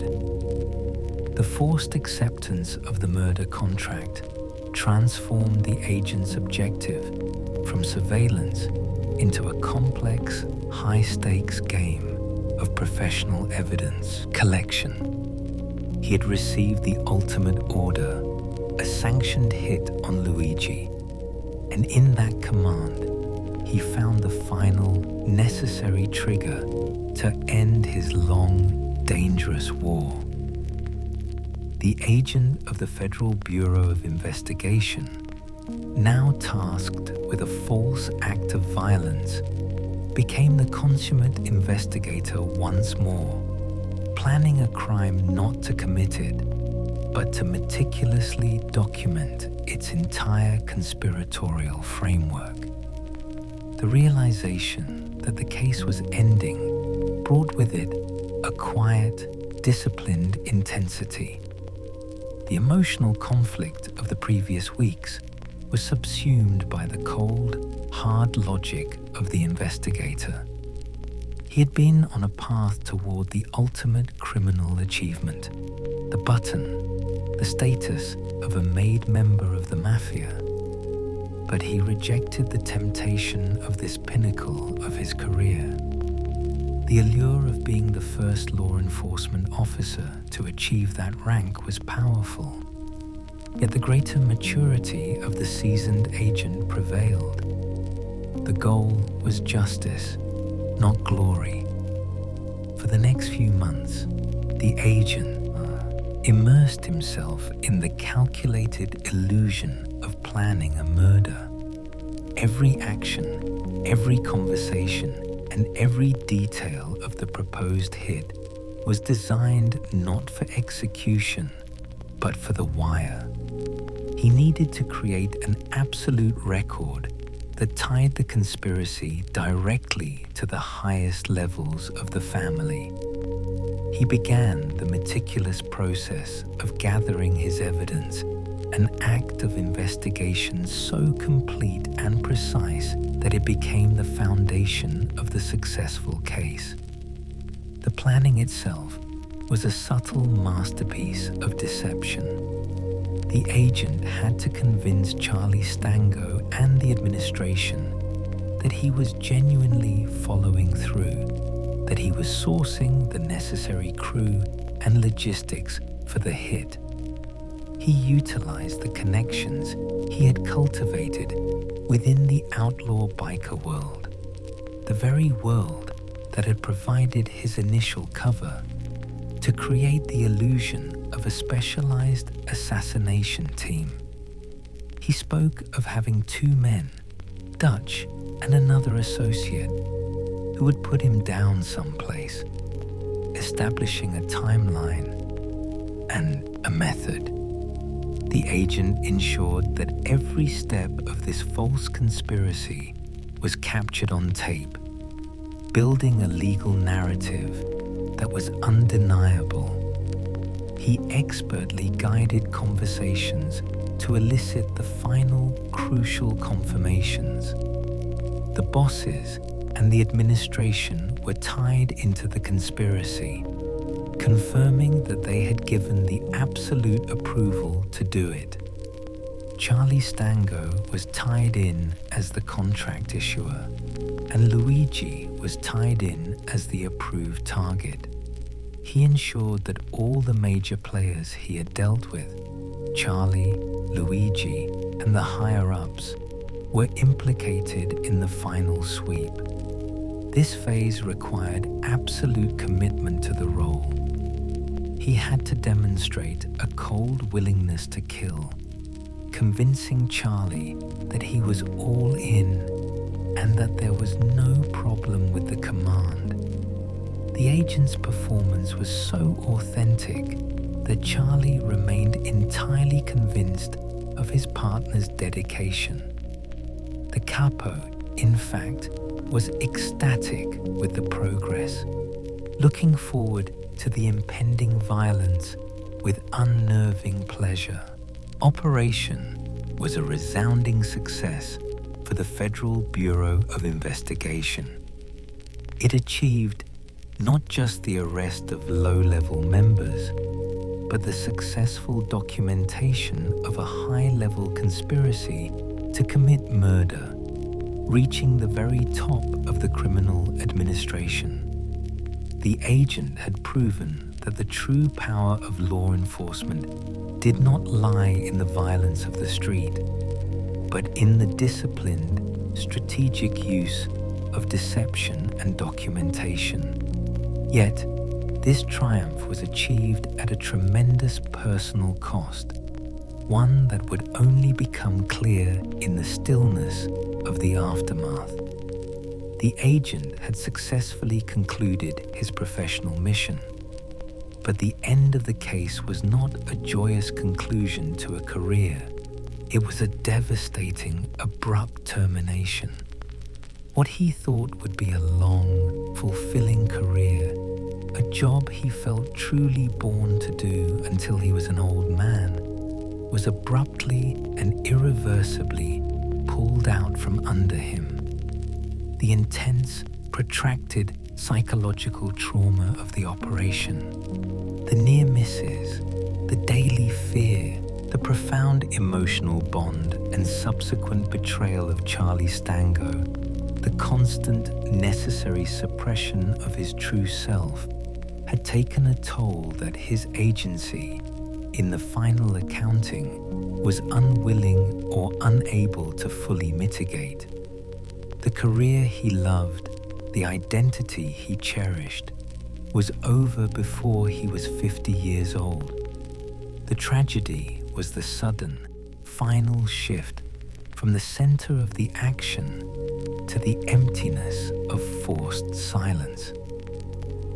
He had fought the mafia and won a profound victory for the Bureau. But in the final equation of the war, the agent himself became a casualty.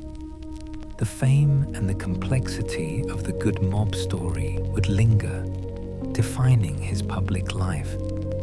But the private reality was one of unexpected, profound loss. He had survived the physical dangers of the field only to be defeated by the psychological wreckage of his own success.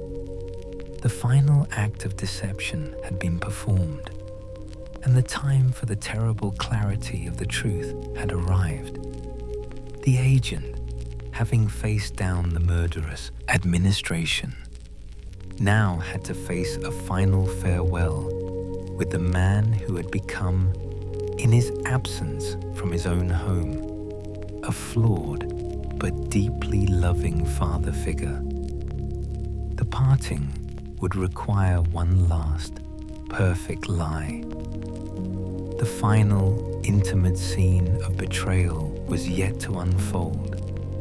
A moment where love and duty would meet in a silent, heartbreaking confrontation, leaving a memory of affection stained by the knowledge of imminent incarceration. The gangster was ready to be taken like a champ, but the agent was not ready to let go of the son he had played.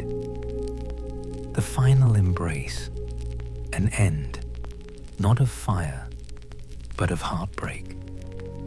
The intricate web of the murder conspiracy was complete, secured in the quiet, metallic certainty of the hidden recorders. The professional mission had reached its conclusion, yet the agent faced one final, excruciating task: the last intimate conversation with the man he was about to send to prison. This was the moment where the line between Giovanni Rocco and Giovanni Gatto dissolved. leaving only a genuine sense of sorrow and a necessary, absolute lie. The setting for this final encounter was Charlie Stango's garage, a place of private familiarity and shared confidence, now transformed by the agent's knowledge into a threshold of betrayal. The agent was departing under the guise of executing the hit on Luigi, carrying a final, terrible lie to conceal the impending arrest. He spoke of his two biker guys, Dutch and the other, who were prepared to put him down that very night. He was leaving, he announced, getting on a plane to conclude the business, an ultimate act of loyalty to his capo. Charlie Stango's reaction was one of pure, unrestrained pleasure. He was happy that the job was being done, the look in his eyes shifting from the dark veneer of the mobster to the warm approval of a proud father figure. "Ah, it's beautiful. I can't wait. Let me know as soon as it's done," he said, his words a heavy confirmation of the trust the agent was about to violate. The capo then performed a gesture of deep cultural affection, a simple, spontaneous act that shattered the agent's carefully constructed composure. Charlie delivered a smack on the back of the head, the kind of rough, affectionate correction an Italian uncle might give, followed by a sincere, familial embrace. Come here. I love you. I love you."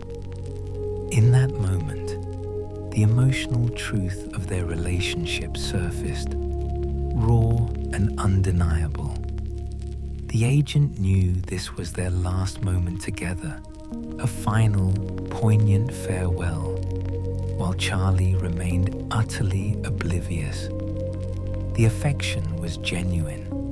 The agent knew he genuinely cared for him, looking at him as a son. The agent, in turn, cared for him, a feeling that was professionally complicated but profoundly real. He was forced to hold it together, to accept the embrace and the blessing for a crime he would never commit, while bearing the crushing weight of the impending destruction. The emotional storm peaked with a desperate internal impulse to save the man who had loved the persona. The agent experienced a terrible, fleeting moment of wanting to break protocol, to risk everything for a single act of mercy. The desire was to step out of the cover and deliver a final, honest plea. "Dude, listen to me. Just tell him where the bodies are buried. Get out of jail. Help yourself." But the agent, bound by the unyielding rules of the Federal Bureau of Investigation and the consequences of the law, could not speak the truth. The window for a peaceful exit had closed long ago, replaced by the grim certainty of the criminal justice system. The agent left, the memory of that final embrace carried with him onto the plane.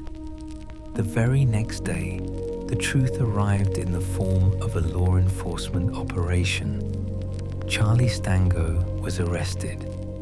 The capo received the devastating news with a final, unyielding dignity, taking it like a champ. He was, in the agent's own final assessment, a gangster's gangster, a man utterly committed to the life he had chosen, even in the face of inevitable defeat. He completed his 10 years in prison, the punishment served with the same steely resolve he brought to his criminal life. Yet, The story of Charlie Stango was not one of simple defeat. It was a testament to the enduring generational loyalty of the mafia. From the narrator's later understanding, Charlie, now an old man in his 80s, having served his time, returned to the only life he knew. Despite being released, he violated his parole recently and was put back inside. The shocking postscript to his incarceration was his continued ascent.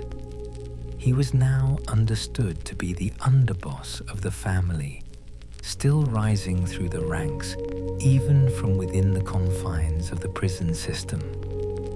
The mafia, far from being extinguished, proved its organizational resilience, reorganizing and enduring in the modern world. This final, unwavering commitment to the chosen life, the team, elicited a complex respect from the agent. He acknowledged the grim loyalty. You pick the team, and you're loyal to it. While the agent chose the good side, he recognized the fierce commitment of the man who chose the bad.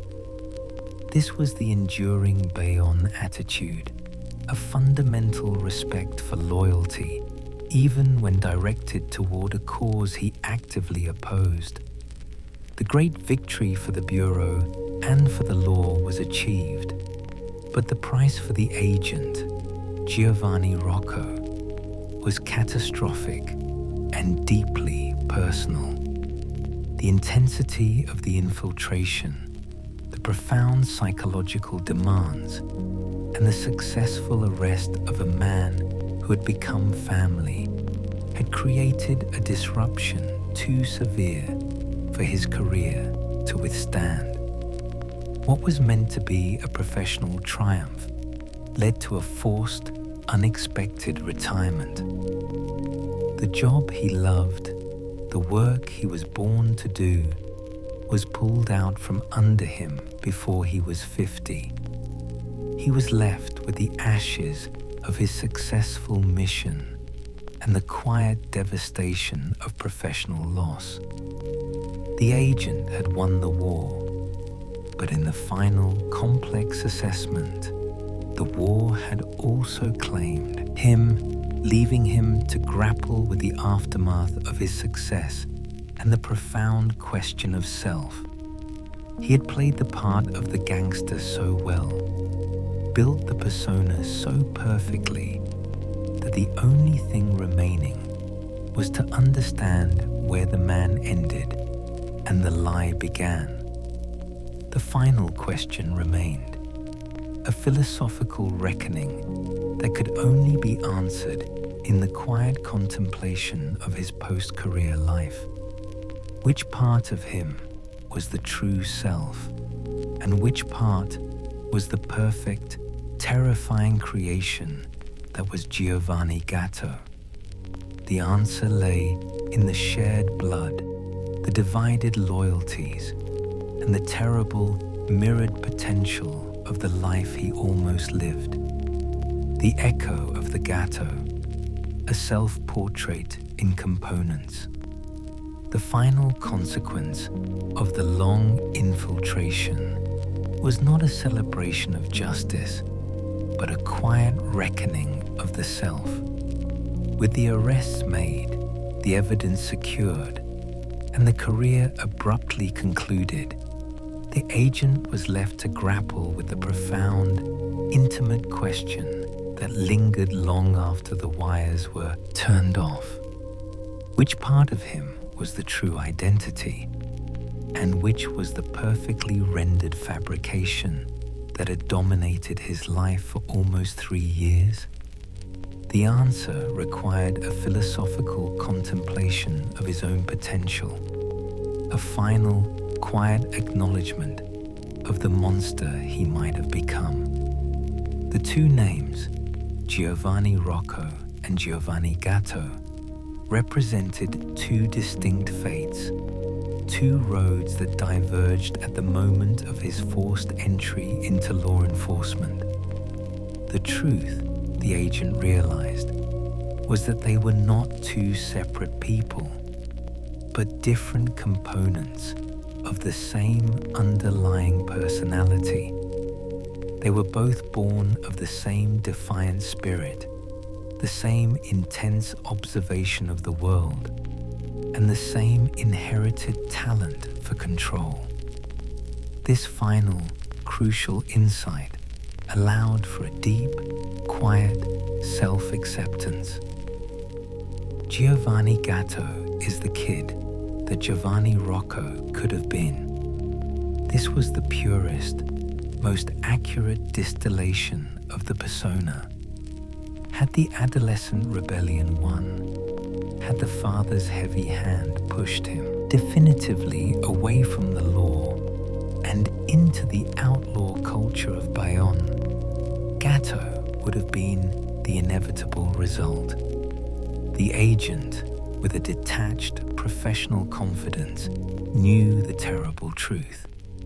He would have been a great gangster. The skills that made him a successful law enforcement officer were precisely the skills required for a high-level criminal life. The innate ability to read people, the charismatic confidence, the talent for improvisation, and the profound capacity for emotional separation. These were traits amplified and refined in the chaos of his youth that found their ultimate expression in the persona of the aggressive, smooth-talking, and utterly ruthless associate who commanded the respect of a capo. He recognized the sheer, potent force of alternative life, a destiny that was only averted by the 11th spot on a police exam list. The philosophical reflection extended to the very core of the mob's culture. The agent understood and even quietly respected the loyalty that bound these men. In his mind, the choice between law and crime was viewed through the pragmatic lens of his youth, selecting a team and remaining loyal to it. The tension was akin to a regional sports rivalry, the Yankees and the Boston Red Sox, where both sides fought fiercely but respected the other's commitments to the cause. He had chosen the good guy's side, a decision based on personal principle, but he recognized and respected the commitment of Charlie Stango and Luigi to the life they had selected.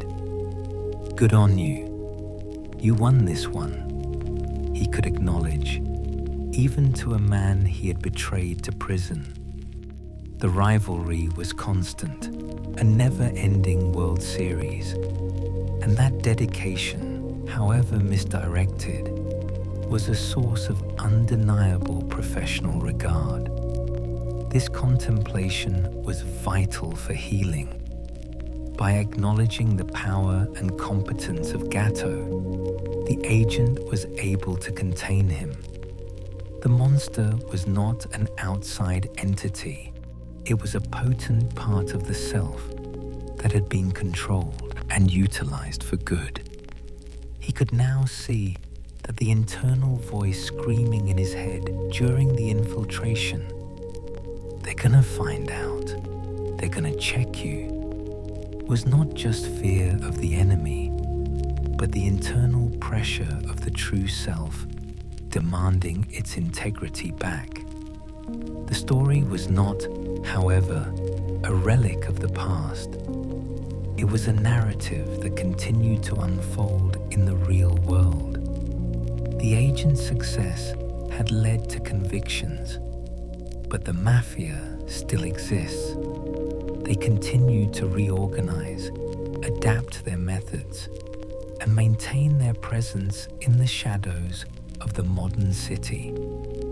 The news of Charlie Stango, an old man in his 80s who had risen to underboss status even from within the prison system, was a testament to the enduring generational strength of the organization he had fought. The battle was a cycle, and the opposing team was still on the field. The consequence of this war remained etched onto the agent's life: the forced retirement, the wrenching separation from the job he loved, and the constant memory of the emotional bonds he had formed with a criminal. He had been a hero, achieving a victory of quiet, profound significance. Yet he was left with the emptiness of his professional loss and the complex ghost of the man he had successfully impersonated. The final realization, the one that brought a sense of closure, was the triumph of control. The agent was successful because he mastered the art of deception, turning his life's trauma and defiance into a tool. He had demonstrated that the greatest weapon in the war against organized crime was not force, but the subtle, absolute control of the self. The warrior was, in the end, an artist. This self-portrait, composed of the good son and the great gangster, was the final legacy of the operation. The lines were no longer blurred. They were understood. He was Giovanni Rocco, the law enforcement officer, a man whose life was defined by the one fateful choice to pursue the badge. And his story was made immortal by the proximity to the life he was always meant to live. The two halves of the self, finally articulated and accepted, allowed the weary agent to finally set down his shield. The story had found its end, not in a hail of gunfire, but in the quiet, profound acceptance of a man who looked into the darkness of his own potential and returned to tell the tale. The conflict was over, and the time for rest, for the stillness of a life lived, had finally arrived. The unfinished war, the mafia's persistence and power, the intense, long-running operation had found its conclusion.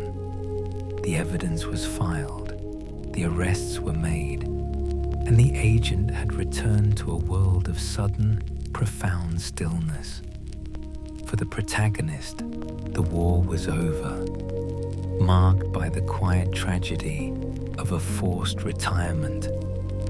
Yet, the criminal organization he had spent 3 years infiltrating continued to function with the same relentless organizational logic that had allowed it to survive for generations.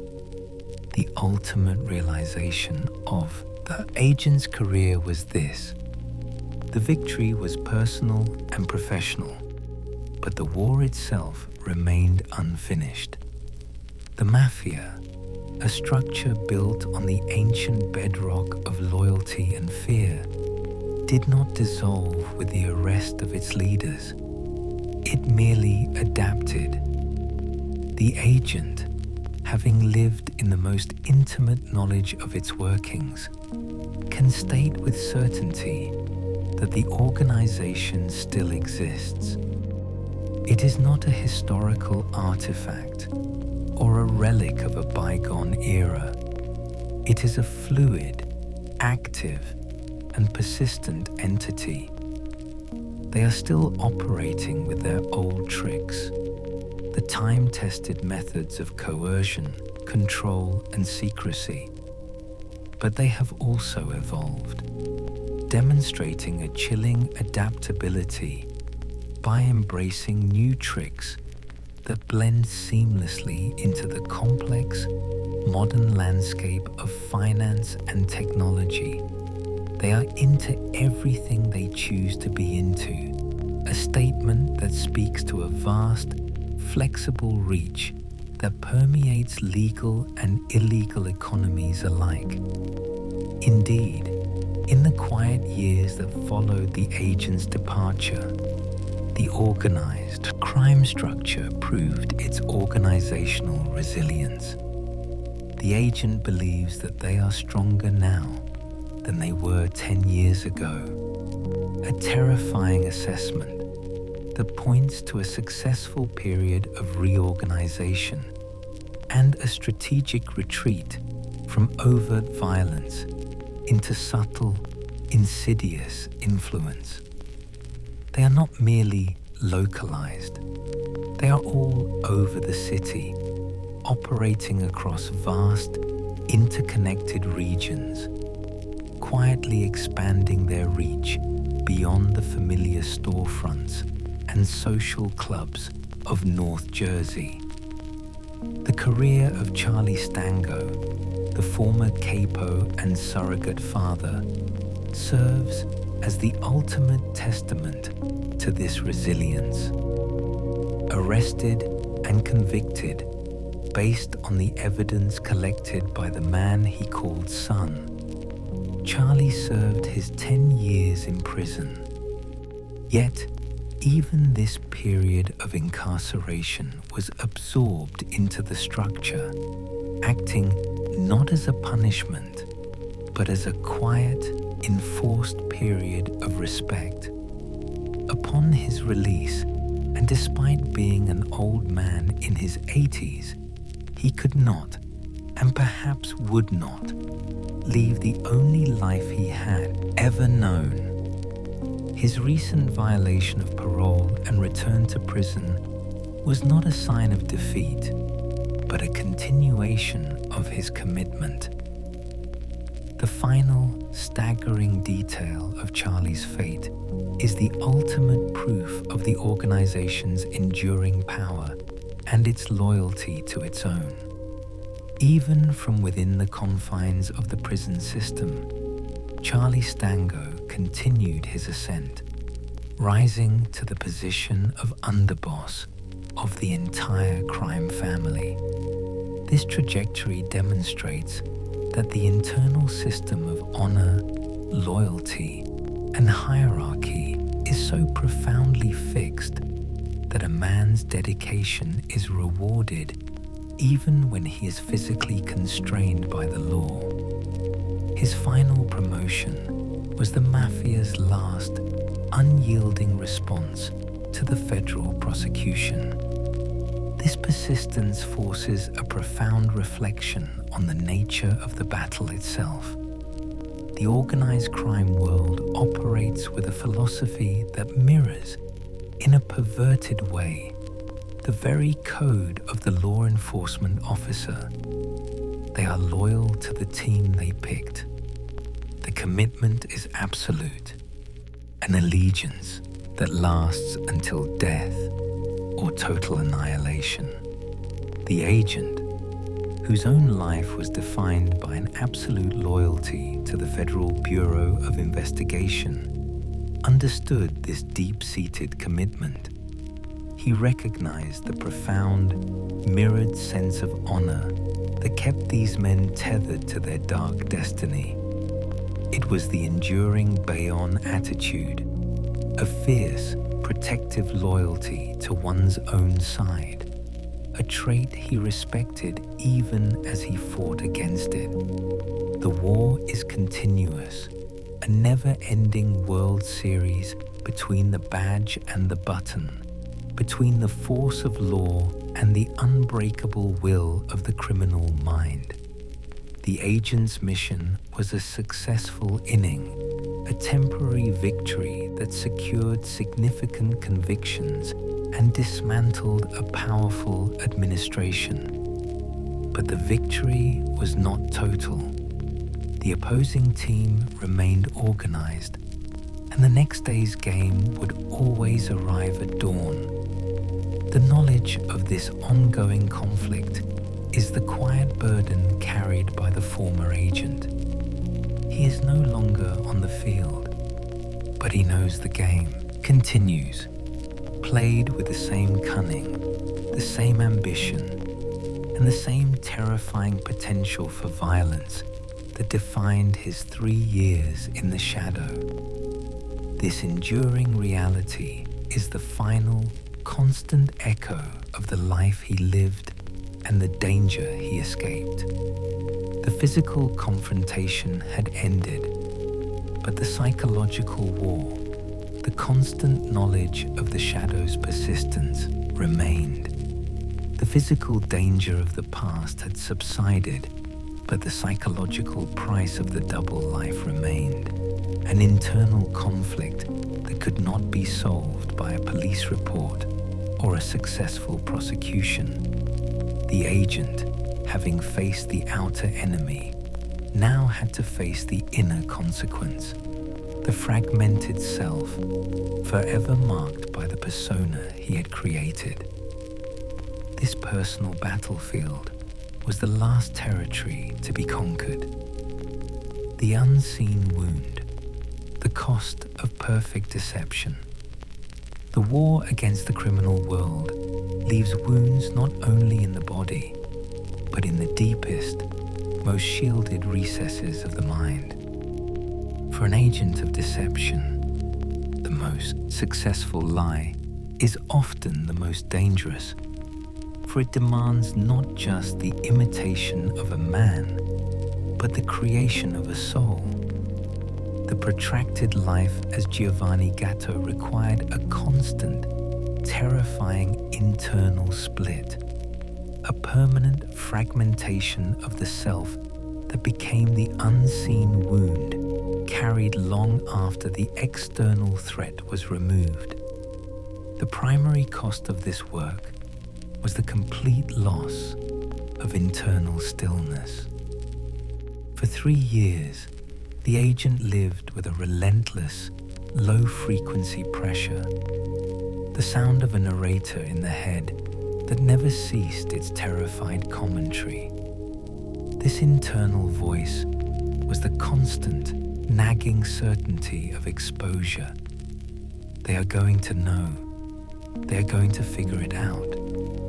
This was not a moment of terror, but a continuous state of hypervigilance, a necessary survival mechanism that forced the mind to operate at 1,000,000 miles an hour, inventing backstories and managing details with every breath.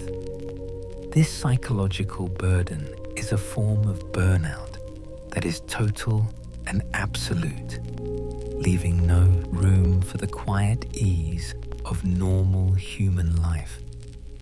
To survive, the agent was required to create an absolute barrier between his two personas, a great divide enforced by ritual. The pinky ring dropped into the truck was a physical manifestation of this mental surgery. It was an attempt to keep the monster, the ruthless, contemptuous Giovanni Gatto, from polluting the sacred space of the home and the innocence of his children.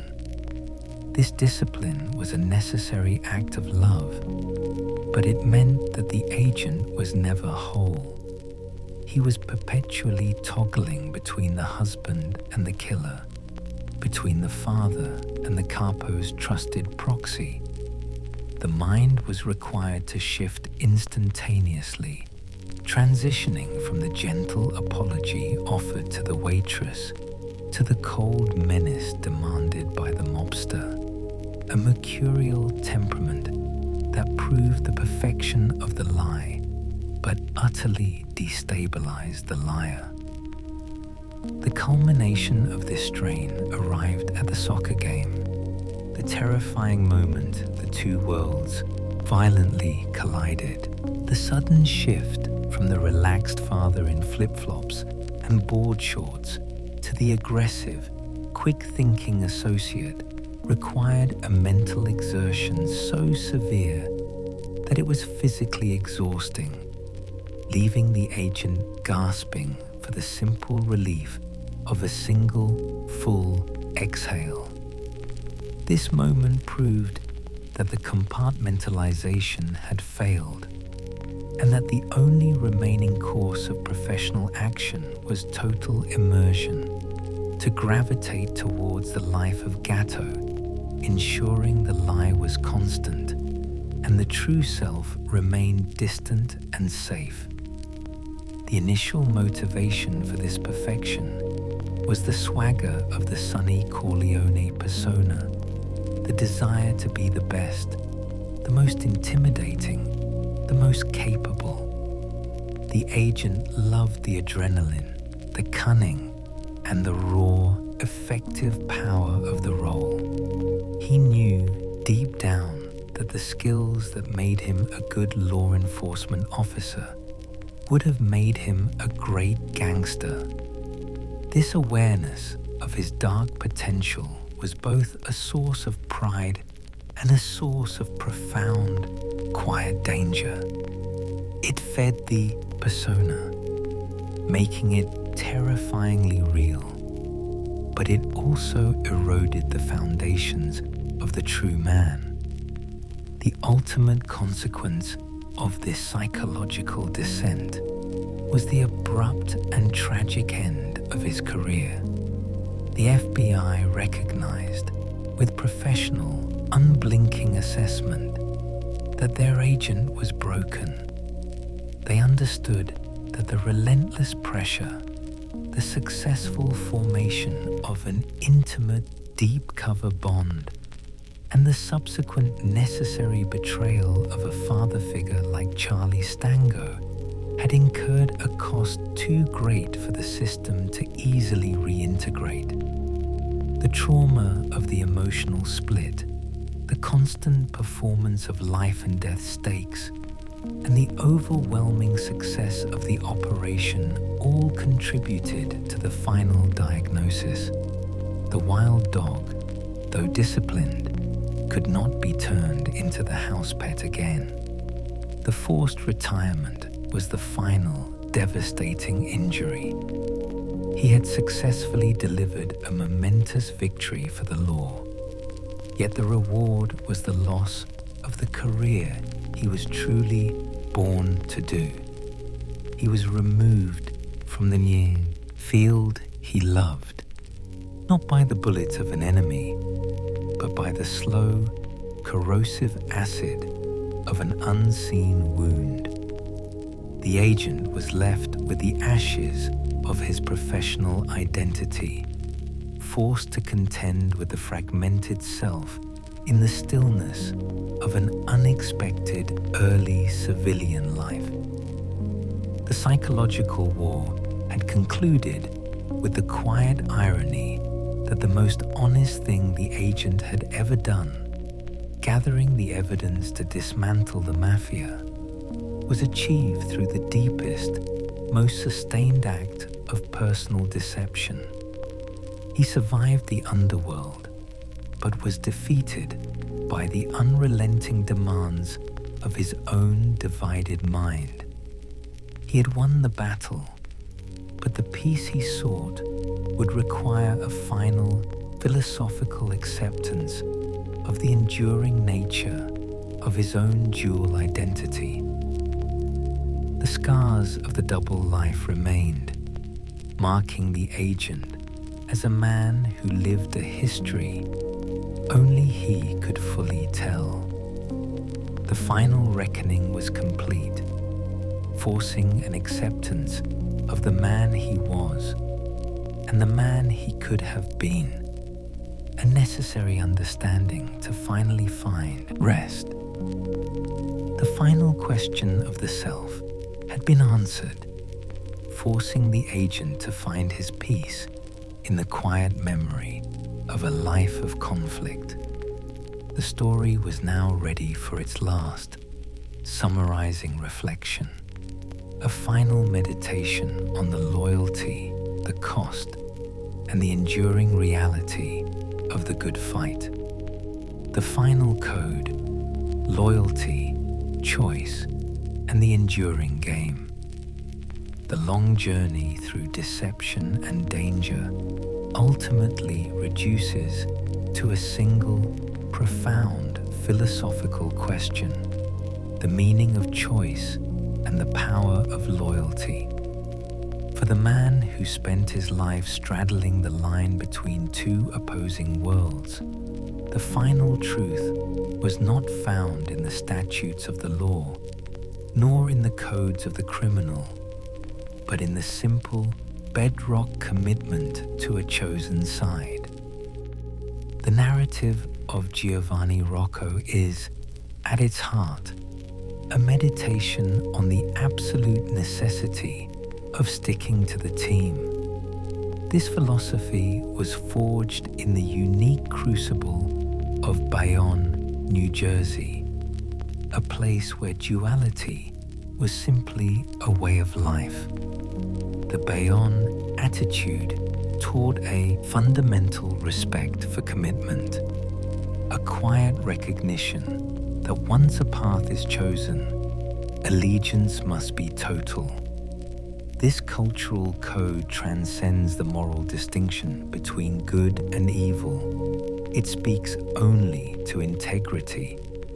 The mobsters who chose a life of crime exhibited this fierce commitment. Charlie Stango, rising to underboss even while incarcerated, proved that his loyalty to the organization was absolute, enduring prison, age, and professional defeat. The agent, who chose the good side, recognized this unwavering allegiance, treating the conflict not as a moral crusade, but as a relentless, competitive rivalry.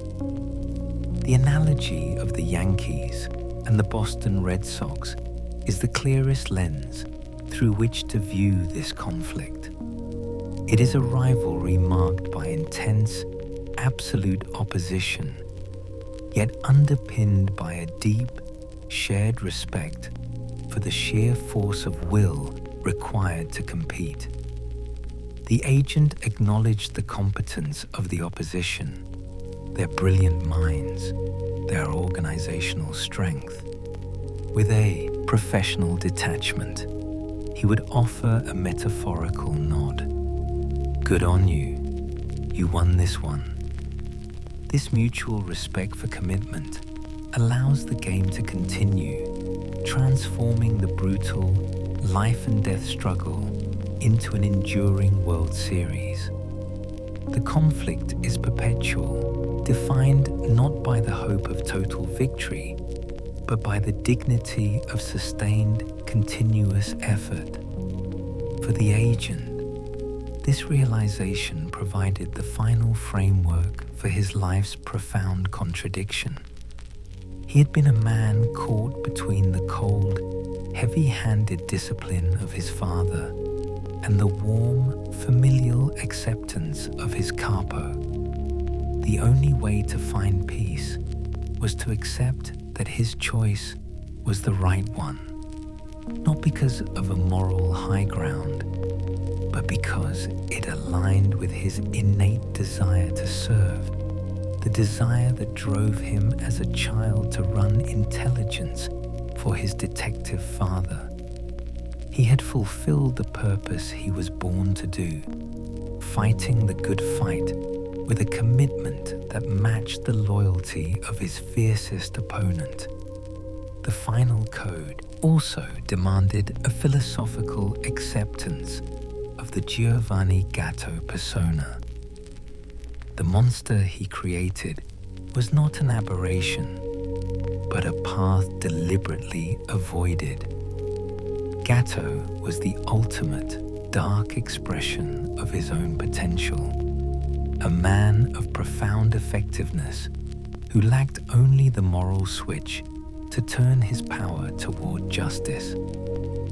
By acknowledging this, the agent found peace, understanding that the unseen wound of his forced retirement was the price paid to keep that potential confined and controlled. The psychological fragmentation of the double life was the cost of a victory that saved not just the public, but the agent's own soul. In the end, the agent's life became a testament to the idea that the greatest strength is found in absolute control. The ability to turn the cultural stink up or down, to manage the hands, to create a perfect persona, and ultimately to choose which side receives the unyielding loyalty. He had proven that the art of law enforcement, when taken to its highest level, requires the very skills of a master criminal, transformed and utilized in the service of order.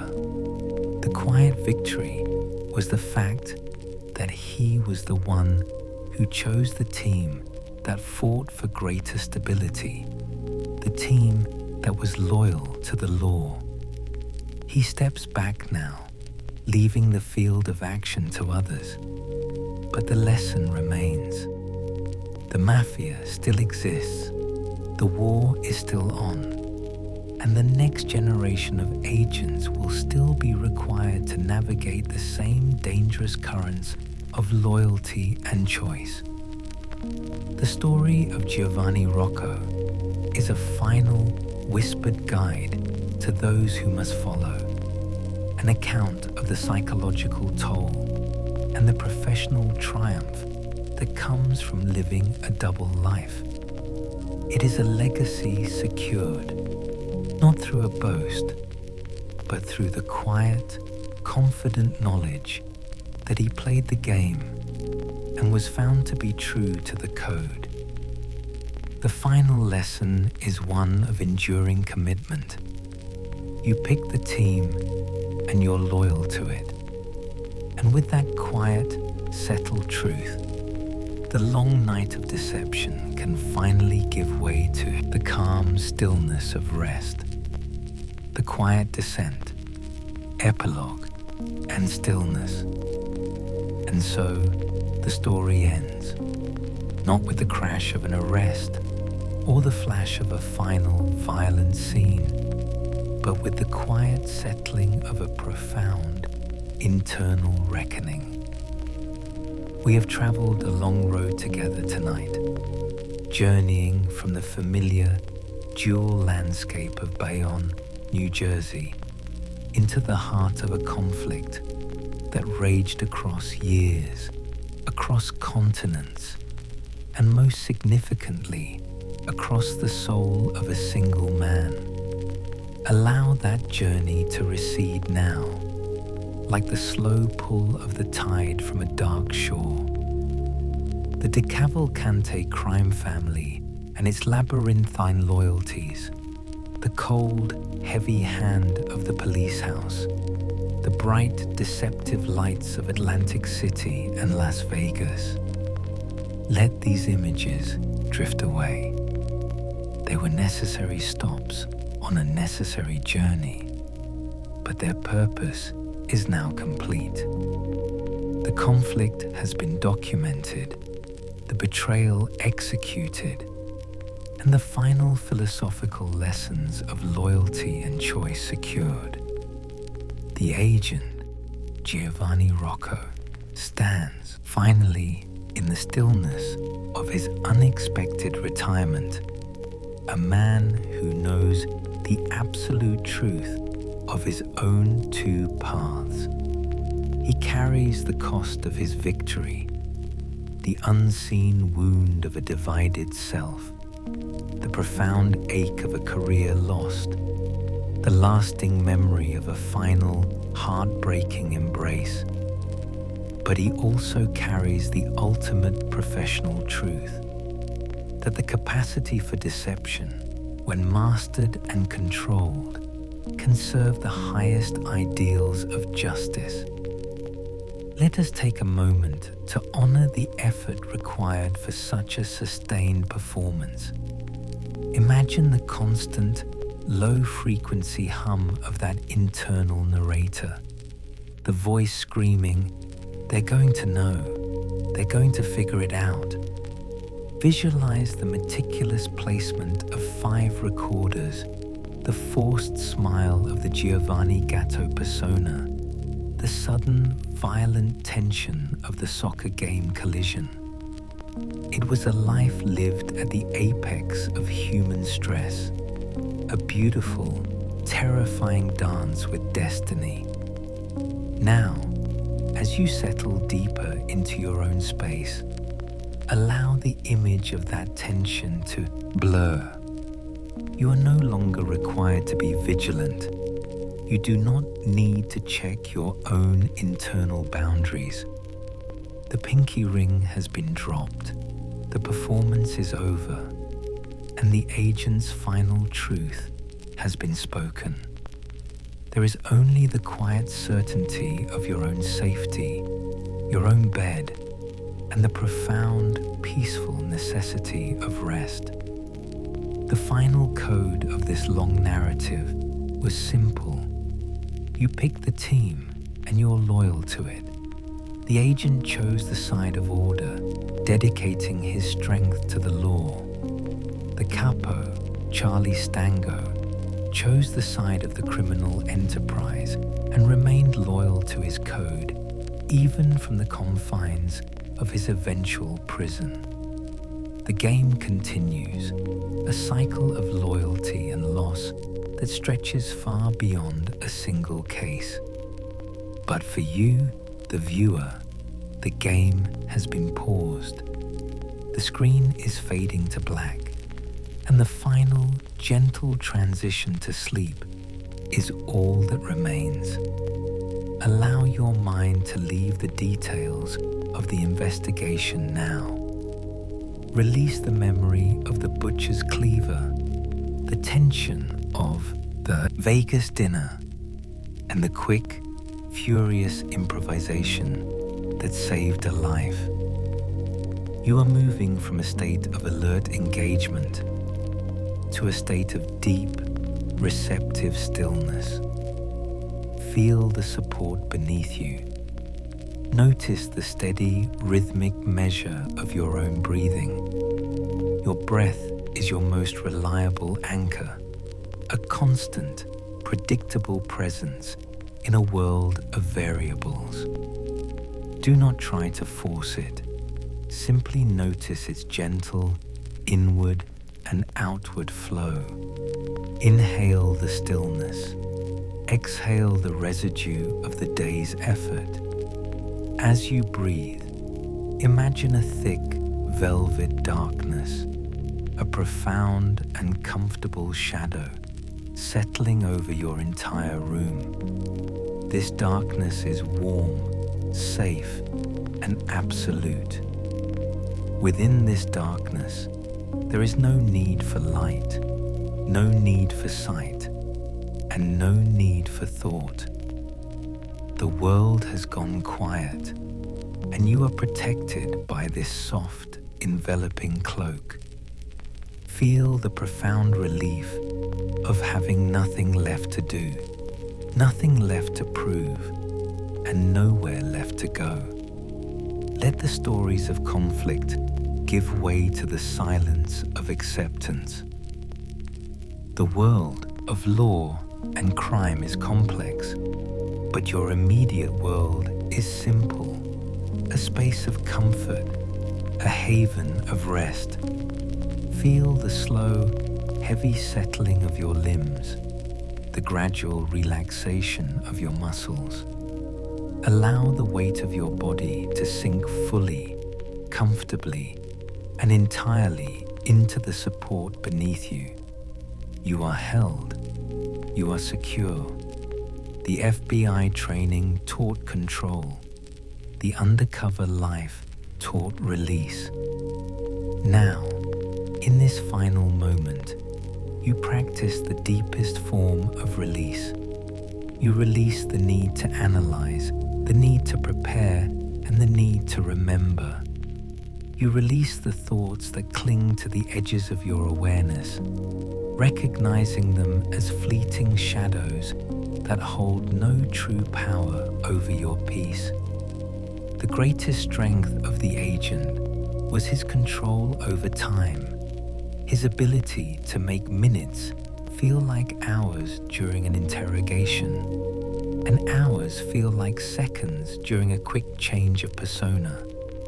Now, we invert that control. Allow your internal sense of time to stretch and slow down. Feel the minutes elongate into a deep, unending span of rest. There is no rush toward the morning. There is only the vast, unhurried present. Let every second feel like a slow, quiet step further into deep peace. Notice the space between your thoughts, the silent gaps that grow wider with every gentle breath. If a thought drifts in, a memory of the day, a fragment of the story, simply observe it without judgment. Do not follow it. Let it drift past, like a cloud crossing a vast, empty sky. Do not worry about solving or holding on to anything. The only action required now is to let go. Imagine the narrative of tonight's script as a long, slow river.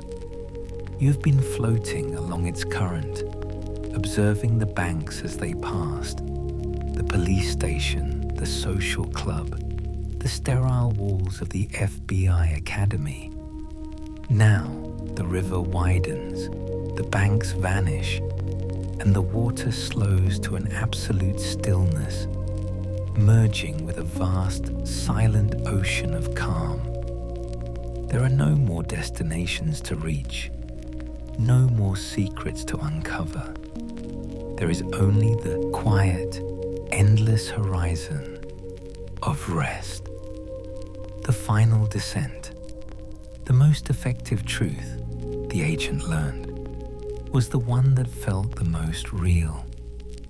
Now, we invite you to accept the truth of your body's readiness for sleep. You have processed the complexity of 15 chapters. You have endured the high stakes of a 3-year infiltration. Your mind deserves the reward of deep, restorative silence. We will now guide your attention gently to the sensation of rest, allowing a wave of tranquility to begin at the very crown of your head, a soft, warm flow of relaxation. Feel that quiet warmth relax the muscles of your scalp, softening the forehead, smoothing out any final lines of thought or tension. Allow it to move into your eyes. Let your eyelids grow heavy, comfortable, and completely closed. Release any lingering visual effort. The eyes are resting now. The flow moves into the subtle tension of your jaw. Let your jaw fall slack. Release the tongue from the roof of your mouth. The muscles of speech are resting. The need for words has faded. Now drop your awareness down into your heart space, the center of your chest. Feel a deep, palpable sense of gratitude for this moment of rest, for the body that carried you through the day, and for the peace that is now settling over you. Let that gratitude fill your chest, a quiet, soothing warmth. This gratitude is your final defense, a soft armor against anxiety. Feel the rhythm of your heart, a steady, calm drumbeat echoing the deepest tranquility. The wave of stillness moves down your neck, releasing the tension held in the shoulders, those tireless supporters of the day's burdens. Let the shoulders sink away from your ears, growing heavier and softer with every passing moment. Feel this profound sense of peace move down your arms, relaxing the elbows, the forearms, the wrists, and all the way to the fingertips. The hands that once held the 9mm or the 5 recorders are now completely at ease. They are empty, relaxed, and resting. Imagine a soft, heavy blanket of pure comfort draped over you. It is weighted just enough to ground you, a gentle pressure of security. This blanket covers your chest, your hips, and your legs, ensuring that every part of you feels supported and utterly unmoving. With every outward breath, feel yourself sinking deeper, heavier, and more completely into the profound comfort of your resting place. The stillness moves into your chest, softening the rib cage, encouraging the slow, deep measure of your breathing. Feel the gentle rise and fall, the subtle rhythm of life continuing without effort, without concern. The quiet warmth moves into the stomach, relaxing the core, releasing any final knots of tension or anxiety. You are safe. You are secure. Now, let the relaxation flow into your hips, the base of your strength and movement. Let the hips grow heavy, sinking into the mattress.